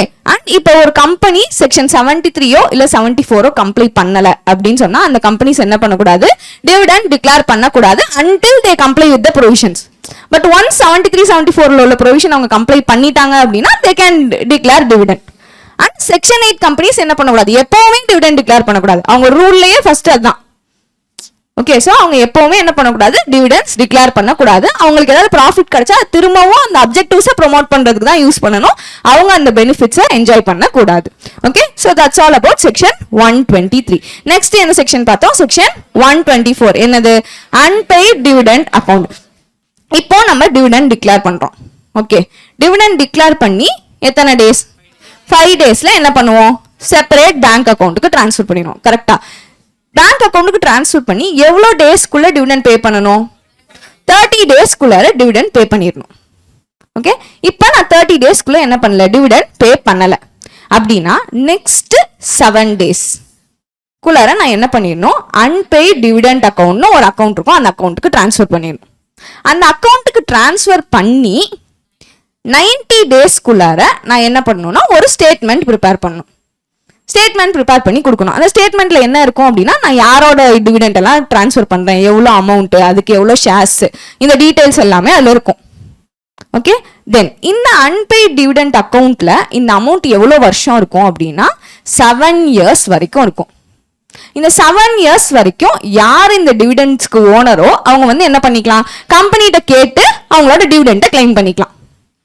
Okay, but இந்த 7 இயர்ஸ் வரைக்கும் யாருமே வரல அப்படின்னா ஆஃப்டர் 7 இயர்ஸ் இது எங்க டிரான்ஸ்ஃபர் ஆயிடும்னா ஐஇபிஎஃப்க்கு டிரான்ஸ்ஃபர் ஆயிடும். ஓகே, இப்போ நான் வந்து 30 டேஸ்ல பே பண்ணல, 7 டேஸ்ல நான் என்ன பண்ணணும், அன்பெய்ட் டிவிடெண்ட் அக்கௌண்ட்டுக்கு டிரான்ஸ்ஃபர் பண்ணணுமா, ஆனா நான் பண்ணல அப்படின்னா நான் என்ன பண்ணணும்னா இன்ட்ரெஸ்ட் பே பண்ணணும். யாருக்கு பே பண்ணுவேன்னா ஷேர் ஹோல்டர்ஸ்க்கு பே பண்ணுவேன் இன்ட்ரெஸ்ட். அது எவ்வளோ பர்சன்டேஜ்னா 12%. அந்த இன்ட்ரெஸ்ட் எந்த டேட்ல இருந்து கால்குலேட் பண்ணுவேன்னா இந்த 31st டேல இருந்து கால்குலேட் பண்ணுவேன். அந்த டிவிடெண்ட் அமௌண்ட்டுக்கு அன்பெய்ட் டிவிடெண்ட் அக்கௌண்ட்டுக்கு நான் ட்ரான்ஸ்ஃபர் பண்ணணும். நான் அப்படி ட்ரான்ஸ்ஃபர் பண்ணல, so interest at the rate of எவ்வளோ பர்சன்டேஜ், 12% பே பண்ணணும் அந்தந்த டிவிடெண்ட் அமௌண்ட்டுக்கு. அந்த இன்ட்ரெஸ்ட் நான் எந்த டேல இருந்து கால்குலேட் பண்ணுவேன்னா இந்த 31st டேல இருந்து கால்குலேட் பண்ணுவேன். ஏன்னா நான் அன்னையில இருந்து தான் டிஃபால்ட், ஆக்சுவல் டிஃபால்ட். ஓகே, அப்ப இதுதான் வந்து எந்த செக்ஷன்ல சொல்றாங்க, செக்ஷன் 124ல சொல்றாங்க. ஓகே, ஸோ ரீட் என்னது, where dividend declared but not paid or claimed within எவ்வளோ days, 30 days, the company shall within 7 days transfer the amount to special account called unpaid dividend account and within 90 days என்ன prepare பண்ணுவாங்க, statement prepare பண்ணுவாங்க. on default எவ்வளோ percentage interest, 12% per annum from the date of such default. and claimant எவ்வளோ இயர்ஸ்க்குள்ளார வந்து claim பண்ணிக்கலாம் அவனோட அமௌண்ட்டை, 7 இயர்ஸ்க்குள்ள claim பண்ணிக்கலாம். அப்படி 7 இயர்ஸும் அந்த அமௌண்ட் அன்பெய்ட் ஆர் அன்கிளைம்டா இருந்துச்சு அப்படின்னா அந்த அமௌண்ட் எங்க டிரான்ஸ்ஃபர் பண்ணிடுவாங்க, ஐஇபிஎஃப்க்கு டிரான்ஸ்ஃபர் பண்ணிடுவாங்க. அண்ட் ஐஇபிஎஃப்க்கு டிரான்ஸ்ஃபர் பண்ணும்போது அலாங் வித் த டிவிடெண்ட் அதோட ஷேர்ஸையும் என்ன பண்ணிடுவாங்கன்னா டிரான்ஸ்ஃபர் பண்ணிடுவாங்க. ஓகே, இப்போ இந்த ப்ரொவிஷனை கம்பெனிஸ் கான்ட்ரிபியூட் பண்ணாங்க அப்படின்னா ஃபார் கம்பெனி பெனால்ட்டி எவ்வளோ, 1 lakh and on continuing default 500 per day up to rupees 10 lakh penalty charge பண்ணுவாங்க. And for officers in default penalty எவ்வளோ, 25,000 on continuing default 100 per day up to rupees 2 lakhs வரைக்கும் penalty charge பண்ணுவாங்க. Okay, next section is section 125. இதுல தான் IEPF பத்தி பார்த்தோம். ஐஇபிஎஃப்னா என்ன, investor education and protection fund. இது வந்து ஒரு டைப் ஆஃப் ஃபண்ட். இந்த ஃபண்டோட ஓனர்ஸ் யாரு அப்படின்னா சென்ட்ரல் கவர்மெண்ட். ஓகே, இந்த ஃபண்டில் சில அமௌண்ட்ஸ் எல்லாம் உள்ள கிரெடிட் பண்ணுவாங்க. அண்ட் கிரெடிட் பண்ண அமௌண்ட்ஸ் எடுத்து சில பர்பஸ்க்காக யூட்டிலைஸ் பண்ணுவாங்க. ஓகே, எந்த அமௌண்ட்ஸை கிரெடிட் பண்ணணும், எந்த அமௌண்ட்ஸை யூட்டிலைஸ் பண்ணணும் அப்படின்னு இந்த செக்ஷன்லேயே தெளிவாக சொல்லிட்டாங்க. ஓகே, ஸோ அப்போ first amounts to be credited என்னென்ன, இப்போ சென்ட்ரல் கவர்மெண்ட் கிட்ட இருந்து ஏதோ ஒரு கிராண்ட் கிடைச்சிருக்கு அப்படின்னா அந்த கிராண்ட்டை எந்த ஃபண்டில் போட்டு வச்சிருப்பாங்க, ஐஇபிஎஃப் ஃபண்டில் போட்டு வச்சிருப்பாங்க. தென் இல்லை சென்ட்ரல் கவர்மெண்ட்டோ ஸ்டேட் கவர்மெண்ட் கிட்ட இருந்து ஏதோ டொனேஷன் கிடைச்சிருக்கு அப்படின்னா அதையே எதுல போட்டிருப்பாங்க, ஐஇபிஎஃப்ல. இது இல்லாம நம்ம ஒரு அமௌண்ட் படிச்சோம், என்னது 124ல அன்பெய்ட் டிவிடெண்ட் அக்கௌண்ட்ல உள்ள அமௌண்ட். கரெக்டா, அதையும் 7 இயர்ஸ் கிளைம் பண்ணாட்டி என்ன பண்ணிடுவாங்க, ஐஇபிஎஃப்ல டிரான்ஸ்ஃபர் பண்ணிடுவாங்க. Then general revenue account of central government, அதுல உள்ள அமௌண்ட்டை எதுல டிரான்ஸ்ஃபர் பண்ணுவாங்க, ஐஇபிஎஃப். தென் amount lying in IEPF under section 205 of the Companies Act. Then interest or other income received out of investment from this fund. இப்போ இந்த IEPF ஃபண்ட்ல போட்டிருக்கிறதுக்கு ஒரு interest generate ஆயிட்டு இருக்குமா, அந்த இன்ட்ரெஸ்ட் எதுக்குள்ள தான் இருக்கும், IEPF குள்ள தான் இருக்கும். Okay, then amount received through என்ன dischargement or disposal of security seized from a person who has been convicted for personation under section 38 subsection 3. Section 38ல personation பத்தி படிச்சோம். மீன்ஸ் ஆள் மாறாட்டம் பண்ணி செக்யூரிட்டிஸ் பர்ச்சேஸ் பண்றது. ஓகே, சோ அந்த கேஸ்ல அந்த யார் அந்த வேலையை பண்ணாங்களோ அந்த பர்சன் ஏதோ ஒரு பெனிஃபிட் அக்யூர் பண்ணிருக்கான்ல, மீன்ஸ் அவன் வந்து என்ன பண்ணிருக்கான், ஆள் மாறாட்டம் பண்ணி அந்த ஷேர்ஸ் வாங்கியிருப்பான். அந்த ஷேர்ஸ்க்கு டிவிடெண்ட்லாம் அவன் வாங்கியிருப்பானா? ஸோ அந்த டிவிடெண்ட் எல்லாம் என்ன பண்ண சொல்லுவாங்கன்னா அவங்க திரும்பவும் சரண்டர் பண்ண சொல்லிடுவாங்க. ஓகே, அந்த சரண்டர் பண்ற அமௌண்ட் எங்க தான் போகும், ஐஇபிஎஃப் அக்கௌண்ட்டுக்கு தான் போகும். ஓகே, அண்ட் அது இல்லாம the following amounts if remain unclaimed for எவ்வளோ இயர்ஸ், 7 years. என்னென்ன amount, application money received, then matured deposits of the company other than banking company, matured debentures, redemption amount of preference shares. அதாவது company சில அமௌண்ட்ஸ்லாம் வந்து என்ன பண்ணியாகணும், அந்த சில டேட்ஸ்க்குள்ளார share ஹோல்டர்ஸ்க்கு கொடுத்தாகணும். ஆனா கம்பெனியால கொடுக்க முடியல, ஆனா இல்ல அந்த பர்சன் வந்து என்ன பண்ணல, அந்த அமௌண்ட்டை கிளைம் பண்ணல அப்படின்னா ஆட்டோமேட்டிக்கா அந்த அமௌண்ட் எங்க தான் போகும், ஐஇபிஎஃப் தான் போகும். அதான் simple. Okay, so then other amounts as may be prescribe. So இந்த அமௌண்ட் எல்லாம் என்னது ஐஇபிஎஃப் குள்ள கிரெடிட் பண்ணி வச்சிருப்பாங்க. அண்ட் இந்த கிரெடிட் பண்ண அமௌண்ட் எடுத்து சில பர்பஸ்க்கு யூட்டிலைஸ் பண்ணுவாங்க. அது என்னென்ன பர்பஸ்? ஃபர்ஸ்ட் ஒன் என்னது, refund of unclaimed dividends, matured deposits, matured debentures, application money and interest thereon. இப்போ ஐஇபிஎஃப் குள்ள அந்த அமௌண்ட் இருக்கும். இப்போ அந்த கன்சர்ன் பர்சன் வந்து டிவிடெண்ட் கேட்டா அந்த டிவிடெண்டை எதுல இருந்து எடுத்து பே பண்ணுவோம், ஐஇபிஎஃப்ல இருந்து பே பண்ணுவோம். அதே மாதிரி டெபாசிட் வந்து மெச்சூர் ஆயிடுச்சு, அந்த பர்சனுக்கு நம்மளால கொடுக்க முடியல. இப்போ அந்த பர்சன் வந்து கேட்கறாரு அப்படின்னா எதுல இருந்து எடுத்து கொடுப்போம், ஐஇபிஎஃப். சேம் தான் வந்து எதுக்கும், டிபென்ச்சர்ஸ், அப்ளிகேஷன் மணி எல்லாத்துக்குமே. ஸோ அந்த அமௌண்ட் எல்லாம் நம்மளால கொடுக்க முடியாதனால தான் எதுல போட்டு வச்சிருக்கோம், ஐஇபிஎஃப்ல. ஸோ ஆப்வியஸா அவங்களுக்கு கொடுக்கணும், அவங்க வந்து கேட்கும் போது எதுல இருந்தா எடுத்து கொடுப்போம், ஐஇபிஎஃப்ல தான் கொடுப்போம். ஸோ அதுதான் வந்து first purpose. Then second purpose என்னது, promotion of investors education awareness and protection. இப்போ கவர்மெண்ட்டே வந்து என்ன பண்ணுவாங்கன்னா சில அவேர்னஸ் ப்ரோக்ராம்லாம் கண்டக்ட் பண்ணுவாங்க, இன்வெஸ்டர்ஸை இன்வெஸ்ட்மெண்ட் பத்தி எஜுகேட் பண்றதுக்கு. ஸோ அதுக்கு ஃபண்ட் வேணும்ல, அந்த ஃபண்டை எதுல இருந்து எடுத்துப்பாங்கன்னா ஐஇபிஎஃப்ல இருந்து எடுத்துக்குவாங்க. Then third one, distribution of any discharged amount among eligible share holders, debenture holders, deposits who suffered loss. இப்போ ஒரு பர்சன் வந்து ஆள் மாறாட்டம் பண்ணி அவங்க கிட்ட இருந்து சரண்டர் பண்ண சொன்னோமா, அந்த அமௌண்ட்டை எங்க போட்டு வச்சிருக்கோம், ஐஇபிஎஃப் குள்ளார போட்டு வச்சிருக்கோம். கரெக்டா? இப்போ அவன் கிட்ட இருந்து தப்பு பண்ணவங்க கிட்ட இருந்து அமௌண்ட் வாங்கி நம்ம ஐஇபிஎஃப்ல போட்டோம். ஆனா ஆக்சுவல் பர்சன் ஒருத்தனுக்கு அந்த பெனிஃபிட் கிடைச்சிருக்கணும்ல, சோ அவனுக்கு அந்த பெனிஃபிட் எதுல இருந்து எடுத்து பே பண்ணுவோம், இந்த ஐஇபிஎஃப்ல இருந்து எடுத்து பே பண்ணுவோம். ஓகே, தென் நெக்ஸ்ட் ஒன் என்ன, reimbursement of legal expenses incurred in pursuing class action suits. Class action சூட்ஸ்னா என்ன, குரூப் ஆஃப் மெம்பர்ஸ் நிறைய பேர் சேர்ந்து ஒருத்தர் மேல கேஸ் போடுறது. ஃபார் எக்ஸாம்பிள் இப்போ ஒரு கம்பெனி ஃப்ராட் பண்ணிட்டாங்கன்னு வச்சுக்கோங்க, அப்ப அந்த கம்பெனில அஃபெக்ட் ஆன மெம்பர்ஸ்லாம் என்ன பண்ணுவாங்க, எல்லாருமே சேர்ந்து கம்பெனி மேல கேஸ் போடுவாங்க. கரெக்டா? அந்த கேஸுக்கு லீகல் எக்ஸ்பென்சஸ்லாம் ஆகும்ல, அந்த லீகல் எக்ஸ்பென்சஸ் எல்லாம் மீட் அவுட் பண்ணணும்ல. ஆல்ரெடி இவங்க தான் லாஸ் ஆயிருக்காங்க, அவங்களே போய் நீ லீகல் எக்ஸ்பென்ஸ் பண்ணுன்னு சொன்னா அது கரெக்டா இருக்காது. கரெக்டா? சோ அதனால என்ன பண்ணுவாங்கன்னா இந்த ஐஇபிஎஃப் ஃபண்ட்ல இருந்து எடுத்து அவங்களோட லீகல் எக்ஸ்பென்சஸ்க்கு ரீஇம்பர்ஸ் பண்ணிடுவாங்க.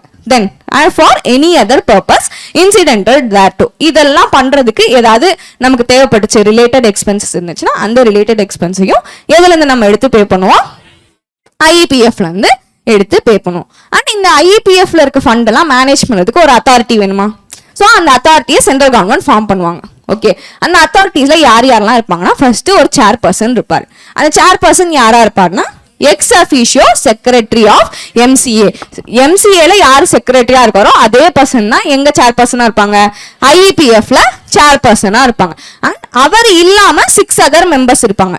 அப்ப டோட்டலா ஐஇபிஎஃப்ல எவ்வளவு மெம்பர்ஸ் இருப்பாங்க, 7 மெம்பர்ஸ் இருப்பாங்க. ஒரு சேர்பர்சன் அவர் இல்லாம 6 மெம்பர்ஸ். அண்ட் அது இல்லாம ஒரு யார் இருப்பா, சிஇஓ இருப்பா. அந்த சிஇஓவை யார் அப்பாயிண்ட் பண்ணுவாங்கன்னா சென்ட்ரல் கவர்மெண்ட் அப்பாயிண்ட் பண்ணுவாங்க. இந்த ஐஇபிஎஃப் அத்தாரிட்டிஸ் என்ன பண்ணுவாங்கன்னா அதுல இருக்க ஃபண்ட்ஸ் உள்ள வருது வெளியே போதா, இதுக்கான ப்ராப்பரான அக்கௌண்ட்ஸ் மெயின்டைன் பண்றது யாரோட வேலை, ஐஇபிஎஃப் அத்தாரிட்டிஸோட வேலை. அண்ட் இந்த அக்கௌண்ட்ஸை வந்து மெயின்டைன் பண்ணி இதை யாரு ஆடிட் பண்ணுவாங்க அப்படின்னா சிஎன்ஏஜி ஆடிட் பண்ணுவாங்க. ஓகே, இந்த ஐஇபிஎஃப் அத்தாரிட்டி அவங்க மெயின்டைன் பண்ற அக்கௌண்ட்ஸ்க்கு ஒரு என்ன ரிப்போர்ட் ரெடி பண்ணுவாங்க, ஆனுவல் ரிப்போர்ட் ரெடி பண்ணுவாங்க. அதே மாதிரி சிஎன்ஏஜி ஒரு ஆடிட் ரிப்போர்ட் ரெடி பண்ணுவாங்க. ஓகே, இது ரெண்டுத்தையும் இவங்க யார்கிட்ட கொடுப்பாங்கன்னா சென்ட்ரல் கவர்மெண்ட் கிட்ட கொடுப்பாங்க. ஓகே, சென்ட்ரல் கவர்மெண்ட் அதை யார்கிட்ட கொடுப்பாங்க, ஹவுஸ் ஆஃப் பார்லிமெண்ட் முன்னாடி இந்த இதை பிரசன்ட் பண்ணுவாங்க. Okay, so that's all about section 125 IEPF. Then next section என்னது 126 என்னது, right to dividend right shares bonus shares held in abeyance. இது ஒன்றும் இல்லை. இப்போ ஃபார் எக்ஸாம்பிள் மிஸ்டர் எக்ஸ் இருக்காரு. ஓகே, அவர் என்ன பண்றாரு, ஷேர் ஹோல்ட் பண்றாரு கம்பெனில. Now he is transferring is share to mister Y. Okay, இந்த டிரான்ஸ்ஃபர் ரெஜிஸ்ட்ரேஷன் ப்ராசஸ்ல இருக்கு. இன்னும் என்ன ஆகல, ரெஜிஸ்டர் ஆகல, இந்த ரெஜிஸ்ட்ரேஷனுக்கான ப்ராசஸ்ல இருக்கு. கம்பெனி இதை ரெஜிஸ்டர் பண்றதுக்கு எவ்வளவு டேஸ் டைம் எடுக்கலாம்னா 30 டேஸ் வரைக்கும் டைம் எடுத்துக்கலாம். ஓகே, இப்போ இந்த 30 டேஸ்க்குள்ள நடுவுல கம்பெனி என்ன பண்றாங்கன்னா டிவிடெண்ட் டிக்ளேர் பண்றாங்க. ஓகே, இப்போ இந்த டிவிடெண்ட் யாரு பேர்ல போகணும் அப்படின்னா கன்ஃபியூஷன். ஏன்னா இப்போ எக்ஸ் பேர்லயும் இல்ல ஒய் பேர்லயும் இல்ல, இப்போ நடுவுல இருக்கு ஷேர். ஓகே, ஸோ இந்த டிவிடெண்டை என்ன பண்ணிடுவாங்க அப்படின்னா கம்பெனி அன்பெய்ட் டிவிடெண்ட் அக்கௌண்ட்க்கு ட்ரான்ஸ்ஃபர் பண்ணிடுவாங்க. ஏன்னா யாருக்கு கொடுக்கணும்னு இன்னும் கிளாரிட்டி கிடைக்கல, அதனால எங்க ட்ரான்ஸ்ஃபர் பண்ணிடுவாங்க, அன்பெய்ட் டிவிடெண்ட் அக்கௌண்ட்டுக்கு ட்ரான்ஸ்ஃபர் பண்ணிடுவாங்க. பட் இந்த கேஸ்ல மிஸ்டர் எக்ஸ் இருக்கார்ல, அவர் ரிட்டர்ன் கன்சென்ட்ல சொல்லிடுறாரு என்னன்னு, ஒய்க்கு இந்த டிவிடெண்டை ட்ரான்ஸ்ஃபர் பண்ணிருங்க அப்படின்னு சொல்லிடுறாரு. அப்படின்னா கம்பெனி என்ன பண்ணிடுவாங்க, டைரக்டா இந்த டிவிடெண்டை ஒய்க்கு ட்ரான்ஸ்ஃபர் பண்ணிடுவாங்க. ஓகே, அப்போ எக்ஸ் எதுவுமே சொல்லல அப்படின்னா டிவிடெண்ட் எங்க போட்டுருவாங்க, அன்பெய்ட் டிவிடெண்ட் அக்கௌண்ட் போட்டுருவாங்க. இல்ல எக்ஸ் வந்து சொல்லிட்டாரு தெளிவா ஒய்க்கு கொடுத்துருங்கன்னா டைரக்டா யாருக்கு அனுப்பிடுவாங்க, ஒய்க்கு அனுப்பிடுவாங்க. ஓகே, பட் இது வந்து டிவிடெண்டோட கேஸ்ல. கம்பெனி இதே மாதிரி ரெஜிஸ்ட்ரேஷன் ப்ராசஸ் போயிட்டு இருக்கும் போது ரைட் ஷேர்ஸோ இல்ல போனஸ் ஷேர்ஸோ இஷ்யூ பண்றாங்க அப்படின்னா இந்த ரைட்ஸ் அண்ட் போனஸை ஹோல்ட் பண்ணி வச்சிருப்பாங்க அந்த ரெஜிஸ்ட்ரேஷன் கம்ப்ளீட் ஆகிற வரைக்கும். ஒன்ஸ் அந்த ரெஜிஸ்ட்ரேஷன் கம்ப்ளீட் ஆனோன்னா இந்த ரைட்ஸ் அண்ட் போனஸை யாருக்கு கொடுத்துருவாங்க, ஒய்க்கு கொடுத்துருவாங்க. ஓகே, அப்போ so in between the period dividend declare பண்ணாங்கன்னா அதை எங்க ட்ரான்ஸ்ஃபர் பண்ணிடுவாங்க, அன்பெய்ட் டிவிடெண்ட் அக்கௌண்ட்டுக்கு ட்ரான்ஸ்ஃபர் பண்ணிடுவாங்க. பட் இதே மிஸ்டர் எக்ஸ் வந்து அந்த டிரான்ஸ்ஃபரார் வந்து தெளிவா டிரான்ஸ்ஃபரிக்கு கொடுத்துருங்க அப்படின்னு சொல்லிட்டாருன்னா யாருக்கு போயிடும் டிவிடெண்ட், டிரான்ஸ்ஃபரிக்கு போயிடும். But in between the period rights or bonus issue பண்ணா என்ன பண்ணிடுவாங்க, அதை ஹோல்ட் பண்ணி வச்சிருப்பாங்க. ஒன்ஸ் அந்த ரெஜிஸ்ட்ரேஷன் கம்ப்ளீட் ஆனோன்னா டிரான்ஸ்ஃபரிக்கு அந்த ரைட்ஸ் அண்ட் போனஸை கொடுத்துருவாங்க. இதுதான் செக்ஷன் 126. தென் லாஸ்ட் செக்ஷன் என்னது 127. என்னது, punishment for failure to distribute the dividend. Company எவ்வளவு நாள்ல டிவிடெண்ட் பே பண்ணணும், டிக்ளேர் பண்ணி 30 டேஸ்ல பே பண்ணணும். ஒன்னு அவங்க பே பண்ணிடணும், இல்லாட்டி டிவிடெண்ட் வாரண்ட் கொடுத்துடணும். இது ரெண்டுத்துல ஏதோ ஒன்று நடக்கணும். அந்த டிவிடெண்ட் வாரண்ட்டை என்ன பண்ணிடணும், போஸ்ட் பண்ணிடணும். அந்த போஸ்ட் பண்ணதை அந்த பர்சன் கையில போய் கிடைச்சிச்சா இல்லையான்றது மேட்டர் கிடையாது. ஆனா 30 டேஸ்க்குள்ளார கம்பெனி என்ன பண்ணிடணும், அதை போஸ்ட் பண்ணிடணும். ஒன்னு அந்த பர்சனுக்கு பே பண்ணிடணும், இல்லாட்டி டிவிடெண்ட் வாரண்ட்டை போஸ்ட் பண்ணிடணும். பண்ணிட்டாங்கன்னா பிரச்சனை இல்லை. பட் கம்பெனி அப்படி பண்ணல அப்படின்னா they will be liable for a interest of எவ்வளவு 18% per annum. இதே directors in defaultக்கு என்ன punishment, jail up to 2 years and fine of 1000 per day till the default continues. இது punishment, general punishment. பட் இதுல வந்து சில exceptional cases கொடுத்திருக்காங்க, ஒரு 5 exceptional cases. அது என்னென்ன அப்படின்னா, first one, dividend could not be paid by reason of operation of law. இப்ப லா படியே வந்து என்ன சொல்றாங்கன்னா, ஃபார் எக்ஸாம்பிள் ஒரு பர்சன் வந்து என்ன பண்றான், ஃப்ராட் பண்ணிட்டான். ஓகே, சோ அவனோட ஷேர்ஸை வந்து என்ன பண்ணிருக்காங்கன்னா அத்தாரிட்டி சீஸ் பண்ணி வச்சிருக்காங்கன்னா அவனுக்கு நம்மளால டிவிடெண்ட் பே பண்ண முடியுமா, பே பண்ண முடியாது. கரெக்டா, அவனுக்கு டிவிடெண்ட் வாரண்ட் போஸ்ட் பண்றதும் யூஸ்லெஸ்ஸா இருக்கும். ஏன்னா அவனோட ஷேர்ஸை என்ன பண்ணி வச்சிருக்காங்க, அத்தாரிட்டிஸ் கையில ஃப்ரீஸ் பண்ணி வச்சிருக்காங்க. சோ அந்த கேஸ்ல இது கம்பெனி மேல எந்த தப்பும் கிடையாது. லீகலாவே அவனுக்கு நம்மளால என்ன பண்ண முடியாது, டிவிடெண்ட் கொடுக்க முடியாது. சோ அதனால கம்பெனிக்கு இந்த பனிஷ்மெண்ட் கிடையாது. ஓகே, தென் செகண்ட் கேஸ் என்ன, shareholder gave directions regarding payment and it cannot be complied with and same has been communicated to him. For example, இப்ப shareholder மிஸ்டர் எக்ஸ். ஓகே, அவர் என்ன பண்றாரு, ஆல்ரெடி அவரோட பேங்க் அக்கவுண்ட் ஒன்று நம்ம கிட்ட இருக்கு. இப்ப என்ன பண்றாரு, இந்த பேங்க் அக்கவுண்ட் நம்பரை சேஞ்ச் பண்றாரு. சேஞ்ச் பண்ணி ஒரு நம்பர் என்ன கொடுத்திருக்காரு, நம்ம கிட்ட கம்பெனிக்கு கொடுத்திருக்காரு. அதாவது எனக்கு இந்த பேங்க் அக்கவுண்ட் இல்லாம இந்த அக்கௌண்ட்டுக்கு சென்ட் பண்ணுங்கன்னு சொல்லி ஒரு நம்பர் கொடுத்திருக்காரு. ஓகே, பட் கம்பெனி அந்த நம்பருக்கு சென்ட் பண்ணும்போது என்ன ஆகுது அப்படின்னா, சென்ட் பண்ண முடியல. ஏதோ அக்கௌண்ட் நம்பர் தப்பு, இல்ல ஐஎஃப்எஸ்சி தப்பு, ஏதோ ஒன்று வருது. ஸோ கம்பெனி ஜென்யூனா ட்ரை பண்றாங்க, பட் அவங்களால சென்ட் பண்ண முடியல. இந்த மாதிரி சென்ட் பண்ண முடியலன்னு யாருக்கு இன்டிமேட் பண்ணிட்டாங்க, மிஸ்டர் எக்ஸுக்கு இன்டிமேட் பண்ணிட்டாங்க. அப்படின்னா கம்பெனி சைட்ல எந்த ஃபால்ட்டும் கிடையாது. கரெக்டா, சோ அதனால கம்பெனிக்கு என்ன பண்ண மாட்டாங்க, பனிஷ்மெண்ட் கொடுக்க மாட்டாங்க. ஓகே, தென் தேர்ட் கேஸ் என்ன, dispute regarding right to receive dividend. அதாவது அந்த டிவிடெண்ட் யாருக்கு போகணும் அப்படின்னு இன்னும் கன்ஃபியூஷன்ல இருக்கு. அதனால கம்பெனி டிவிடெண்ட் என்ன பண்ணல, பே பண்ணல. அப்படின்னா அந்த கேசஸ்ல கம்பெனிக்கு வந்து பனிஷ்மெண்ட் கிடையாது. இது என்ன மாதிரி கேசஸ்ல வரும்னா, இப்போ ஒரு லீகல் ரெப்ரஸன்டேட்டிவ் இருக்காங்க அப்படின்னா 2-3 பேர் இருந்தாங்கன்னா அவங்களுக்குள்ளார சண்டை நடக்கும். ஸோ கேஸ் போயிட்டு இருக்கும். அதனால யாருக்கு டிவிடெண்ட் போகணுன்ற கிளாரிட்டி இருக்காது. ஸோ அந்த கேசஸ்ல கம்பெனி மேல எந்த தப்பும் கிடையாது. அதனால company is exempted from that punishment. Then fourth case என்ன, dividend lawfully adjusted against any sum due from the shareholder. For example, shareholder கம்பெனிக்கு 20 rupees பே பண்ணணும். கம்பெனி டிவிடெண்ட் அவருக்கு 20 rupees பே பண்ணணும் அப்படின்னா அதை என்ன பண்ணிப்பாங்கன்னா செட் ஆஃப் பண்ணிப்பாங்க. நீயும் பே பண்ண வேணா, நானும் உனக்கு பே பண்ணல, நம்ம அட்ஜஸ்ட் பண்ணிக்கலாம் அப்படின்னு சொல்றாங்க. That is permitted. அந்த கேசஸ்ல கம்பெனிக்கு பனிஷ்மெண்ட் கிடையாது. Then for any other reason which was not due to the default on part of the company. Company மேல எந்த தப்பும் இல்லை, கம்பெனி ஜென்யூனா எல்லா ஆக்ஷனும் எடுத்துட்டாங்க, பட் ஸ்டில் பே பண்ண முடியல அப்படின்னா கம்பெனிக்கு எந்த விதமான என்ன கிடையாது, பனிஷ்மெண்ட்டும் கிடையாது. ஓகே, ஸோ என்ன 5 exemption cases என்னன்னா, first one, dividend could not be paid by reasons of operation of law. Then shareholder gave direction regarding repayment and it cannot be complied with and same has been communicated to him.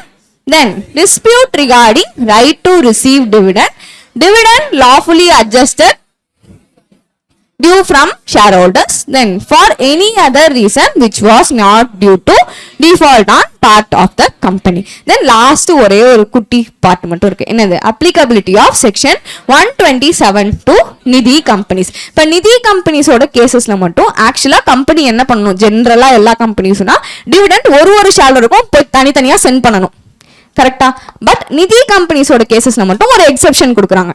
என்ன அப்படின்னா, நிதி கம்பெனிஸே சின்ன கம்பெனிஸா, அவங்களுக்கு எல்லா compliances வந்து மோஸ்டா வந்து relaxation கொடுத்துருவாங்க. ஸோ அதே மாதிரி டிவிடெண்ட் டிக்ளரேஷன்லயும் ஒரு ரிலாக்ஸேஷன் கொடுக்குறாங்க. என்ன அப்படின்னா, நீங்க தனித்தனியா என்ன பண்ண வேணாம், எல்லா ஷேர் ஹோல்டர்ஸ்க்கும் சென்ட் பண்ண வேணாம்.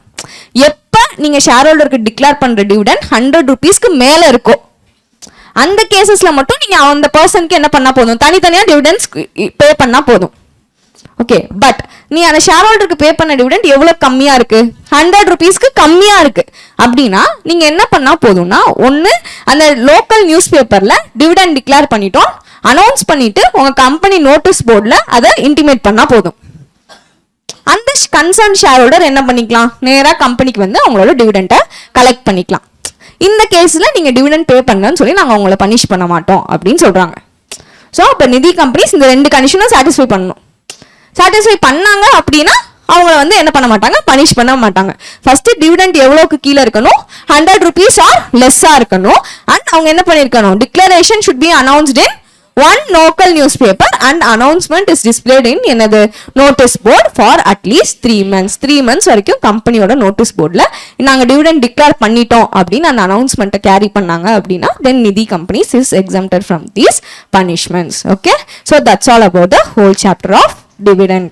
Today we will revise என்ன chapter, companies incorporated outside India. எந்த செக்ஷன்லேருந்து எது வரைக்கும், செக்ஷன் 379 to 393. ஃபர்ஸ்ட் என்ன பார்த்தோம், டெஃபினிஷன் ஆஃப் ஃபாரின் கம்பெனி பார்த்தோம். Section 2 clause 42. அப்போ foreign company means any company or a body corporate incorporated outside India which has a place of business in India whether by itself or through an agent physically or through electronic mode and conducts any business activity in India in any manner. அப்போ ஒரு foreign கம்பெனினா it may be a company or a body corporate. அது எங்க incorporate ஆயிருக்கணும், outside இந்தியாவில் incorporate ஆயிருக்கணும். But அவங்க என்ன வச்சிருக்கணும், place of business in India வச்சிருக்கணும். அது அவங்களாவே வச்சிருக்கலாம் ஆர் த்ரூ அண்ட் ஏஜென்ட் வச்சிருக்கலாம். அது எப்படியும் இருக்கலாம், ஃபிசிக்கலாகவும் இருக்கலாம், அப்படி இல்லாட்டி எலக்ட்ரானிக் மோடாகவும் இருக்கலாம். And we have to conduct என்ன business activity in India.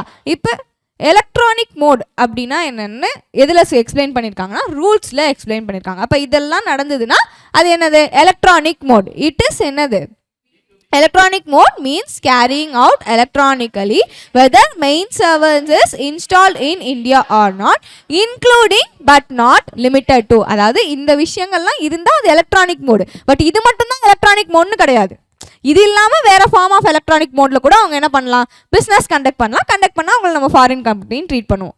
Okay so அப்போ ஃபர்ஸ்ட் ஒன் என்ன B2B and B2C transaction, data interchange and other digital supply transaction, offering to accept deposits or inviting deposits or subscription in securities in India, financial settlements, web-based marketing, advisory and transitional services and supply chain management, online services such as telemarketing, telecommuting, telemedicine, education and information and research and all related data communication services. இதான் definition of another foreign company. Next main section, section 379, applicability of this act to foreign company. அப்ப என்னென்ன செக்ஷன்லாம் foreign companyக்கு applicable?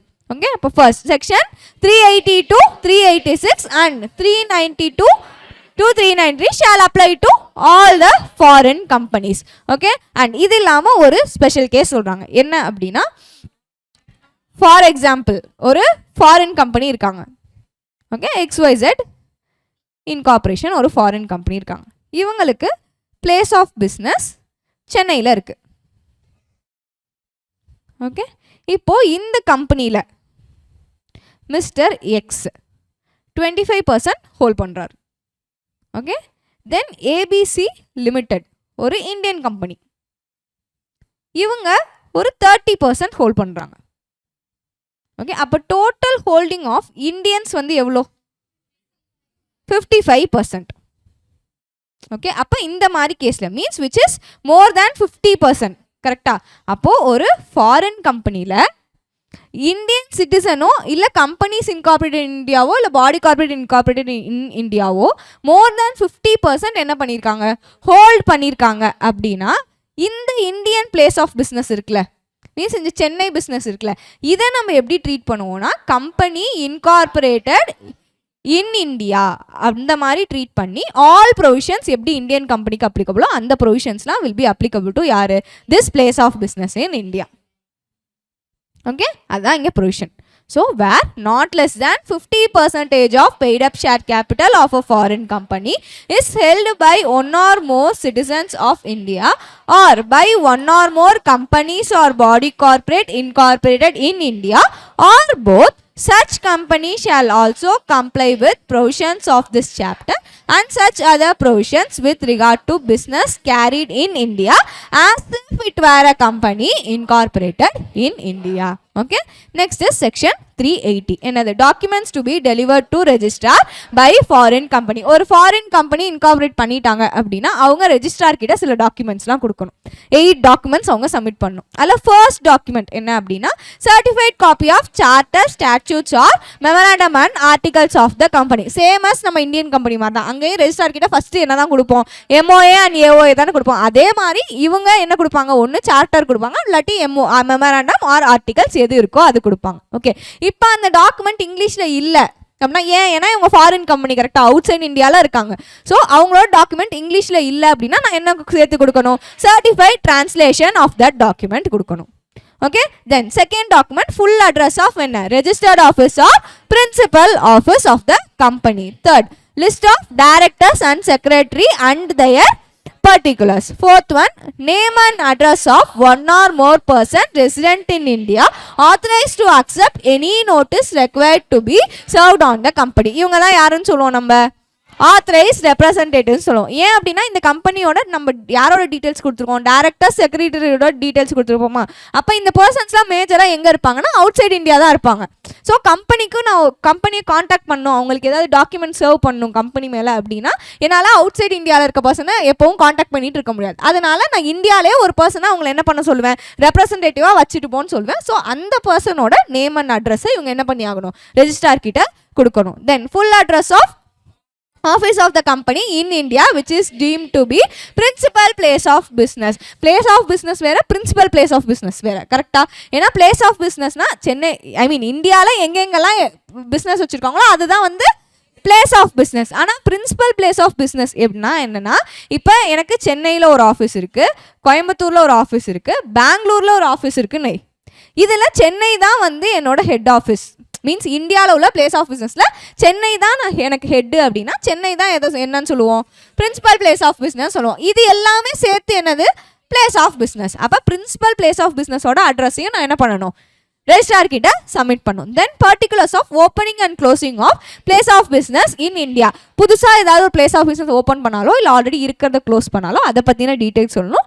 Then declaration that none of the directors and authorised representatives has been convicted or debarred for formation of the company. யாருமே convict ஆகலன்னு declaration கொடுக்கணும். And such other information as prescribe நம்ம யார்கிட்ட கொடுக்கணும்? ரெஜிஸ்ட்ரார்ட்ட கொடுக்கணும். Within 30 days of establishment of place of business in India. Company incorporate பண்ணப்ப தேவையே கிடையாது. ஏன்னா அவங்க எங்கே இன்கார்பரேட் பண்ணுவாங்க? அவுட் சைடு இந்தியா இன்கார்பரேட் பண்ணுவாங்க. அப்போ அவங்க எதுவும் கொடுக்க வேணாம். அவங்க எப்போ இந்தியாவில் பிளேஸ் ஆஃப் பிஸ்னஸ் கொண்டு வராங்களோ, எஸ்டாப்ளிஷ் பண்ணுறாங்களோ, அந்த டேட்லேருந்து 30 daysக்குள்ளார என்ன பண்ணணும்? ரெஜிஸ்ட்ராருக்கு இந்த டாக்குமெண்ட்ஸ் எல்லாமே சப்மிட் பண்ணணும். Inform FC1 along with the prescribed fees. Okay. And அந்த டாக்குமெண்ட்ஸ்லாம் ரெஜிஸ்ட்ரார்ட்ட கொடுக்கணுமா? எங்கே உள்ள ரெஜிஸ்ட்ரார்ட்ட கொடுக்கணும்னா நியூ டெல்லியில் உள்ள ரெஜிஸ்ட்ரார் கிட்ட கொடுப்போம். அண்ட் இந்த டாக்குமெண்ட்ஸில் ஏதாவது சேஞ்சஸ் இருக்குது, ஆல்ட்ரேஷன் நடக்குதுன்னா அந்த ஆல்ட்ரேஷன் நடந்து within 30 days inform FC2 along with the prescribed fees registrar கிட்ட ஃபைல் பண்ணுவோம். Okay. Next is section 381 accounts of foreign companies. அப்போ ஃபாரின் கம்பெனி என்ன ப்ரிப்பேர் பண்ணணும்? எப்படி Indian companies books of accounts prepare பண்ணுறாங்களோ அதே மாதிரி ஃபாரின் கம்பெனிஸும் புக்ஸ் ஆஃப் அக்கௌண்ட்ஸ் ப்ரிப்பேர் பண்ணும். ஓகே. அவங்க எதை பேஸ் பண்ணி ப்ரிப்பேர் பண்ணுவாங்கன்னா எவ்ரி கேலண்டர் இயரில் ப்ரிப்பேர் பண்ணுவாங்க அவங்க புக்ஸ் ஆஃப் அக்கௌண்ட்ஸ். அண்ட் அதோட காப்பியை யார்கிட்ட கொடுக்கணும்? ரெஜிஸ்ட்ரார் கிட்ட சப்மிட் பண்ணணும். அப்படி ரெஜிஸ்ட்ரார் கிட்ட அவங்க ஃபினான்ஷியல் ஸ்டேட்மெண்ட்டை சப்மிட் பண்ணும்போது ஒரு லிஸ்ட்டும் அட்டாச் பண்ணி கொடுக்கணும். அந்த லிஸ்ட்டில் என்ன இருக்கும்னா இவங்களோட பிளேஸ் ஆஃப் பிஸ்னஸ் பற்றின லிஸ்ட் இருக்கும். ஏன்னா அவங்க வந்து என்ன பண்ணலாம்? பிளேஸ் ஆஃப் பிஸ்னஸ் மாறலாமா, இருக்கலாம், இல்லை அதை க்ளோஸ் பண்ணலாம், என்ன வேணா இருக்கும். கரெக்டாக? ஸோ அந்த பிளேஸ் ஆஃப் பிஸ்னஸ் பற்றின டீட்டெயில்ஸை ஃபினான்ஷியல் ஸ்டேட்மெண்ட் சப்மிட் பண்ணும்போது ரெஜிஸ்ட்ரார் கிட்ட கொடுப்போம். Inform FC3. ஓகே. அண்ட் இந்த foreign company financial statements prepare பண்ணும்போது எந்த ஃபார்மேட்டில் ப்ரிப்பேர் பண்ணுவாங்க? Schedule 3 சொன்ன ஃபார்மேட்டில் ப்ரிப்பேர் பண்ணுவாங்க. அண்ட் ப்ரொவிஷன்ஸ் ஆஃப் Chapter 9 என்னது? Accounts of companies will apply to யார் also? Foreign companies also. And documents இங்கிலீஷில் இல்லைன்னா என்ன கொடுக்கணும்? நம்ம சர்டிஃபைட் டிரான்ஸ்லேஷன் கொடுப்போம். ஃபினான்ஷியல் ஸ்டேட்மெண்ட் நம்ம சப்மிட் பண்ணும்போது கூடயே சேர்த்து இந்த 3 டாக்குமெண்ட்டையும் நம்ம சப்மிட் பண்ணுவோம். ஓகே. என்னென்ன 3 documents? First one statement of related party transaction, statement of repatriation of profits, statement of transfer of funds. இந்த 3 டாக்குமெண்ட்ஸும் along with the financial statements கொடுப்போம். எப்போ கொடுப்போம் அப்படின்னா within 6 months from the end of the financial year.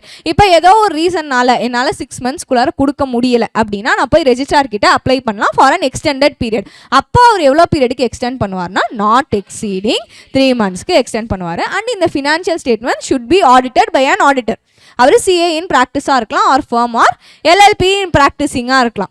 And இவங்களுக்கு என்ன provisions applicable ஆகுனா Chapter 10 audit and auditors applicable ஆகும். Okay. Then next section 382 என்னது? Display of name of foreign company. இப்போ ஃபாரின் கம்பெனிக்கு நேம் இருக்குமா? அதோட name and country in which it is incorporated and full address எங்கே நம்ம மென்ஷன் பண்ணியிருப்போம்? நம்மளோட ஆஃபீஸில் வெளியே போர்டில் நேம் போர்டில் டிஸ்பிளே பண்ணியிருப்போம். அது இங்கிலீஷ்லேயும் டிஸ்பிளே பண்ணியிருக்கணும், லோக்கல் லாங்குவேஜ்லேயும் டிஸ்பிளே பண்ணியிருக்கணும். எங்கே பிரின்சிபல் பிளேஸ் ஆஃப் பிஸ்னஸ் இருக்கோ அங்கே வெளியே ஆஃபீஸ்க்கு வெளியே இங்கிலீஷ்லேயும் பண்ணியிருக்கணும், லோக்கல் லாங்குவேஜ்லேயே பண்ணியிருக்கணும். அண்ட் அதில் வேற என்ன இன்னொன்னும் ஸ்பெசிஃபை பண்ணணும். என்னது? Liability of the foreign company அது லிமிட்டட்னு சொல்லி எங்கே மென்ஷன் பண்ணியிருக்கணும் அந்த நேம் போர்டில். ஓகே. அண்ட் இப்போ கம்பெனியோட official documents, official publications, bills, இன்வாய்ஸஸ்லாம் இருக்குல்ல, அதிலலாம் அவங்க அட்ரஸ் ஸ்பெசிஃபை பண்ணணுமா? அட்ரஸ் ஸ்பெசிஃபை பண்ண வேண்டிய அவசியம் கிடையாது. எது பண்ணால் போதும்? Name and country in which it is incorporated மட்டும் என்ன பண்ணால் போதும்? மென்ஷன் பண்ணால் போதும். அது இங்கிலீஷில் பண்ணால் போதும். அங்கே லோக்கல் லாங்குவேஜ் நெசசிட்டி கிடையாது. Okay. Next section 383 service on என்னது? Foreign company. இதுதான் சொன்னேன். இது இப்போ ஒரு ஃபாரின் கம்பெனிக்கிட்ட நான் கம்யூனிகேட் பண்ணுறேன் அப்படின்னா எப்படி பண்ணணும் அப்படின்னா அவங்க இந்தியாவில் ஒரு பர்சன் அப்பாயிண்ட் பண்ணியிருப்பாங்களா, ஆத்தரைஸ்ட் ரெப்ரஸன்டேட்டிவா, அவரை பற்றின டீட்டெயில்ஸை நம்ம செக்ஷன் 380 சொல்லியிருக்கோமா. ஸோ அந்த பர்சனுக்கு நான் நோட்டீஸ் அனுப்புனா போதும். அப்படி நான் அந்த பர்சனுக்கு ப்ராப்பராக நோட்டீஸ் அனுப்பிட்டேன் அப்படின்னா it is deemed to be served to யார்? Foreign company. ஓகே. அப்போ அந்த பர்சனுக்கு நான் என்ன மோடில் சர்வ் பண்ணணும் அப்படின்னா ஒன்று நான் போய் அவரோட பிளேஸில் வச்சுட்டு வந்துடலாம், மீன்ஸ் அவர் இருக்கிற இடத்துல கொடுத்துட்டு வந்துடலாம். ஆர்எல்ஸ் என்ன பண்ணலாம்? I can send by post or through electronic mode நான் சர்வ் பண்ணலாம்.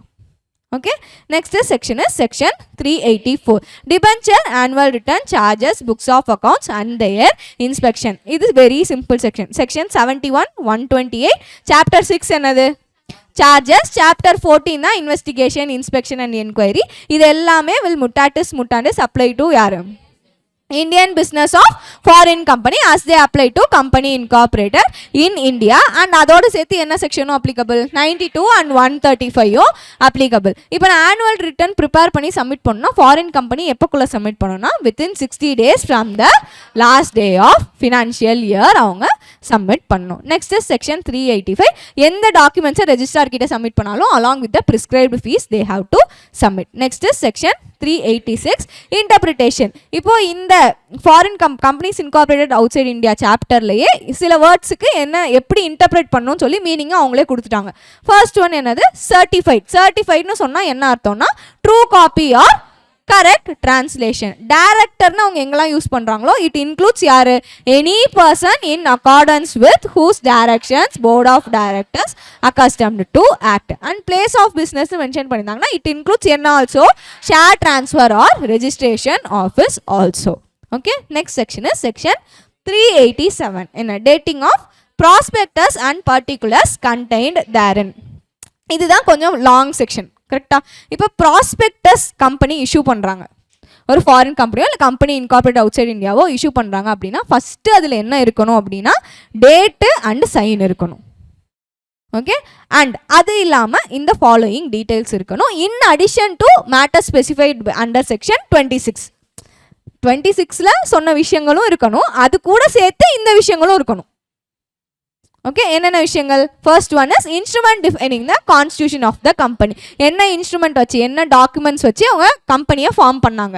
செகண்ட் ஒன் எந்த ஆக்ட் கீழே அவங்க அந்த கம்பெனியை ஃபார்ம் பண்ணாங்க. Third one address in India where these documents can be inspected. இந்தியாவில் எங்கே போய் இந்த டாக்குமெண்ட்ஸ் எல்லாம் நான் இன்ஸ்பெக்ட் பண்ணிக்கலாம். Fourth one date and country of incorporation. Fifth one whether company has established a place of business in India and if so address of principal place of business. இந்த 5 டாக்குமெண்ட்ஸையும் அவங்க எது கூட அட்டாச் பண்ணணும், 5 டீட்டெயில்ஸும் எதில் அவங்க மென்ஷன் பண்ணியிருக்கணும், ப்ராஸ்பெக்டஸில் மென்ஷன் பண்ணியிருக்கணும் இன் அடிஷன் டு செக்ஷன் 26. ஓகே, இப்போ நான் ஒரு ப்ராஸ்பெக்டஸ் எதுக்கு இஷ்யூ பண்ணுவாங்க?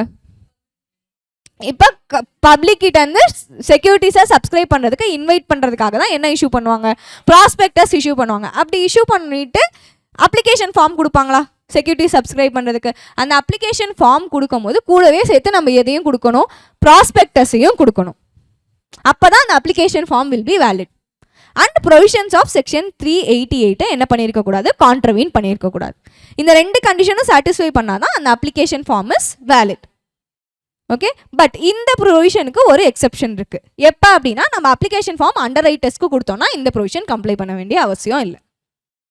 ஓகே, தென் அது இல்லாமல் section 387 shall not apply in these 2 cases. First case என்ன அப்படின்னா நான் என்னோட எக்ஸிஸ்டிங் மெம்பர்ஸ் டிபென்ச்சர் ஹோல்டர்ஸ்க்கே என்ன கொடுக்குறேன், ப்ராஸ்பெக்டஸ் இல்லை செக்யூரிட்டிஸ் இஷ்யூ பண்ண போகிறேன் அப்படின்னா அவங்களுக்கு ஆல்ரெடி என்னோட கம்பெனி பற்றி எல்லாமே தெரிஞ்சிருக்கும். ஸோ நான் அவங்களுக்கு ஸ்பெசிஃபிக்காக என்ன பண்ண வேணாம், ப்ராஸ்பெக்டஸ் இஷ்யூ பண்ண வேணாம்.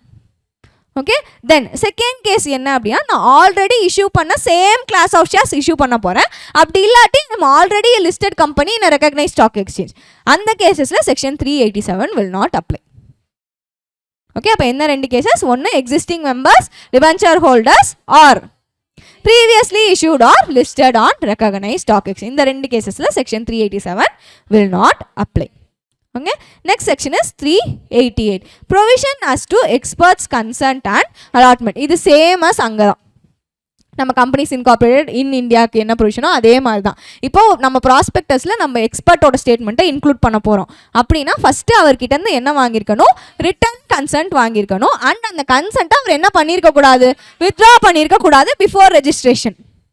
ஓகே, அண்ட் என்னோட ப்ராஸ்பெக்டஸில் நான் ஸ்பெசிஃபிக்காக மென்ஷன் பண்ணியிருக்கணும் that expert has given his consent and he has not withdrawn his consent அப்படின்னு சொல்லி ஸ்பெசிஃபிக்காக நான் என்ன பண்ணியிருக்கணும், மென்ஷன் பண்ணியிருக்கணும். அப்படி நான் மென்ஷன் பண்ணியிருந்தா தான் நான் என்ன பண்ணவே முடியும், எக்ஸ்பர்ட்டோட ஸ்டேட்மெண்ட்டை இன்க்ளூட் பண்ணவே முடியும். ஓகே, நெக்ஸ்ட் இஸ் செக்ஷன் 389 என்னது, ரெஜிஸ்ட்ரேஷன் ஆஃப் ப்ராஸ்பெக்டஸ். நான் ப்ராஸ்பெக்டஸ் ரெஜிஸ்டர் பண்ணுறதுக்கு முன்னாடி பப்ளிக் இஷ்யூ பண்ணவே முடியாது.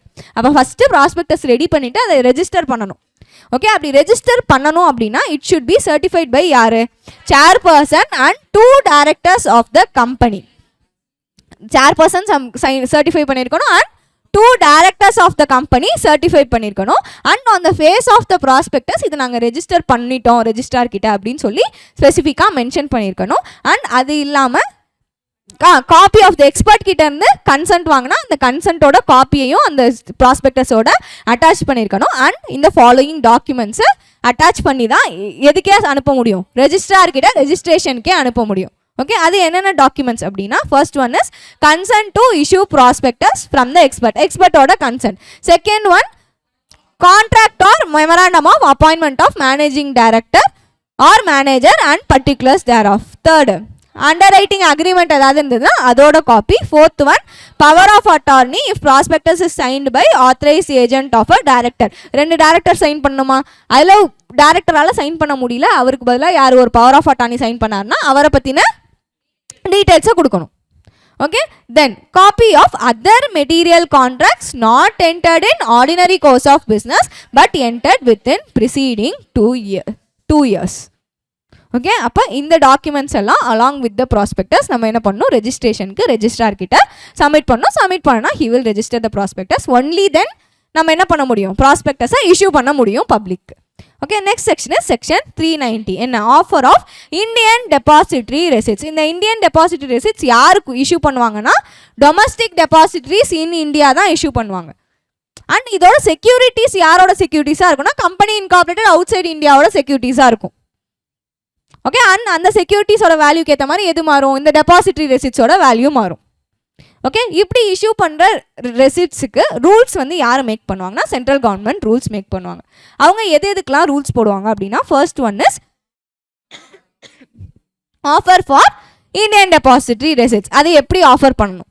Second one disclosure in prospectus or letter of offer. Third manner in which Indian depository receipts shall be dealt within a depository mode and by custodian and underwriters. எப்படி அதில் அதோட deal பண்ணணும், எப்படி அதை sale transfer R transmit பண்ணணும் by a company incorporated or to be incorporated outside India whether has or has not established a place of business in India.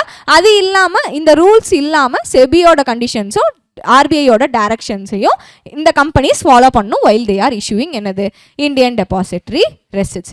Next section is section 391. என்னது, application of section 34 to 36 and chapter 22 இந்த companies.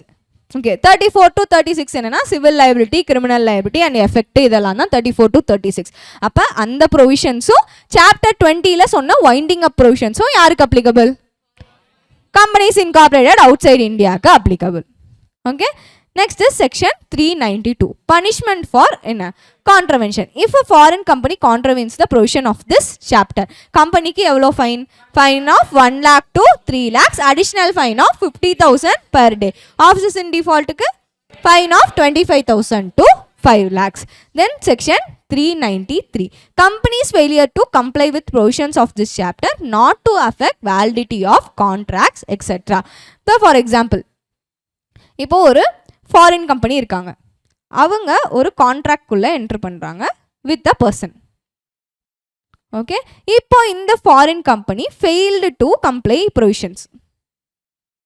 For example, இவங்க prospectus issue பண்ணணும், ப்ராஸ்பெக்டஸில் சொன்ன ப்ரொவிஷன்ஸை அவங்க follow பண்ணல, அப்போ அவங்க என்னது நான் கம்ப்ளைண்ட்ஸ் பண்ணியிருக்காங்க, கரெக்டாக இப்போ சொன்ன ப்ரொவிஷனை கம்ப்ளை பண்ணலை. ஸோ இந்த கேஸில், இந்த மாதிரி இருக்கிற கேஸில் இந்த கான்ட்ராக்ட் வேலிடா அப்படின்னு கேட்டால் வேலிட். பட் யார் பார்ட்டில் வேலிட்னா இந்த அதர் பார்ட்டி கேஸில் வேலிட். பட் இந்த கம்பெனியோட கேஸில் it is not valid.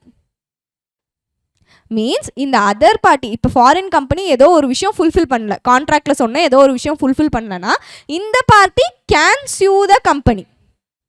But இதே இந்த பார்ட்டி இருக்கான்ல, இவன் ஏதோ ஃபுல்ஃபில் பண்ணல, கான்ட்ராக்டில் சொன்ன மாதிரி நடந்துக்கல அப்படின்னா கம்பெனி இவனை கேனாட் சியூ.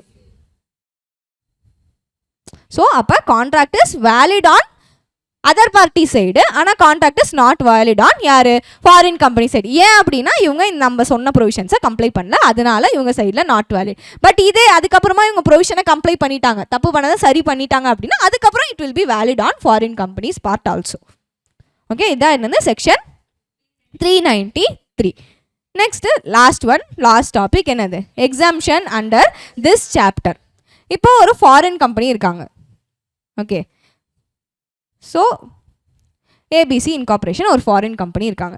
இவங்க இந்தியாவில் ஒரு பிளேஸ் ஆஃப் பிஸ்னஸ் வச்சுருக்காங்க. ஓகே, இந்த பிளேஸ் ஆஃப் பிஸ்னஸ் இந்தியாவில் எங்கே இருக்குது அப்படின்னா ஒரு இன்டர்நேஷ்னல் ஃபினான்ஷியல் சர்வீஸ் சென்டரில் இருக்குது. அப்படின்னா இந்த ஃபாரின் கம்பெனி ஜென்ரலாக இந்த ப்ரொவிஷன்ஸ் எல்லாம் கம்ப்ளை பண்ணணுமா? இந்த சாப்டரில் சொன்ன ப்ரொவிஷன்ஸ் எல்லாம் கம்ப்ளை பண்ணணும் தானே ஜென்ரலாக. பட் இந்த கேஸில் அவங்களோட பிளேஸ் ஆஃப் பிஸ்னஸ் ஐஎஃப்எஸ்சியில் இருக்கனால சென்ட்ரல் கவர்மெண்ட் நினச்சா என்ன பண்ணலான்னா இந்த கம்பெனியை எக்ஸாம் பண்ணலாம். In following provisions relating to issue of என்னது prospectus and other incidental matters. புரிஞ்சுதா? ஸோ இது சிம்பிள் கேஸு. இப்போ ஒரு ஃபாரின் கம்பெனி இருக்காங்க, அவங்க ஒரு பிளேஸ் ஆஃப் பிஸ்னஸ் இந்தியாவில் வச்சுருக்காங்க. அது இந்தியாவில் எந்த இடத்துல இருக்குது அப்படின்னா ஐஎஃப்எஸ்சியில் இருக்குது, இன்டர்நேஷ்னல் ஃபினான்ஷியல் சர்வீஸ் சென்டரில் இருக்குது. ஓகே, இப்போது இந்த ஃபாரின் கம்பெனி ஜென்ரலாக ஷேர்ஸ் இஷ்யூ பண்ணுறாங்க, செக்யூரிட்டிஸ் இஷ்யூ பண்ணுறாங்க அப்படின்னா அவங்க இதில் சொன்ன ப்ரொவிஷன்ஸ் எல்லாமே ஃபாலோ பண்ணி தான் பண்ணணும். பட் இந்த கேஸில் அவங்களோட பிளேஸ் ஆஃப் பிஸ்னஸ் எங்கே இருக்கனால ஐஎஃப்எஸ்சியில் இருக்கனால அவங்கள சென்ட்ரல் கவர்மெண்ட் என்ன பண்ணலான்னா ஒரு நோட்டிஃபிகேஷன் பாஸ் பண்ணி நீங்கள் இந்த ப்ரொவிஷன்ஸ்லாம் ஃபாலோ பண்ண வேணாம் அப்படின்னு சொல்லி எக்ஸாம் பண்ணலாம். அதுதான் இந்த provision. So central government may by notification exempt foreign companies or a company incorporated outside India whether having place of business or not if they offer for subscription of securities requirements relating to prospectus and all incidental matters in international financial service centres. Okay, so that's all with this revision of companies incorporated outside India comes to an end.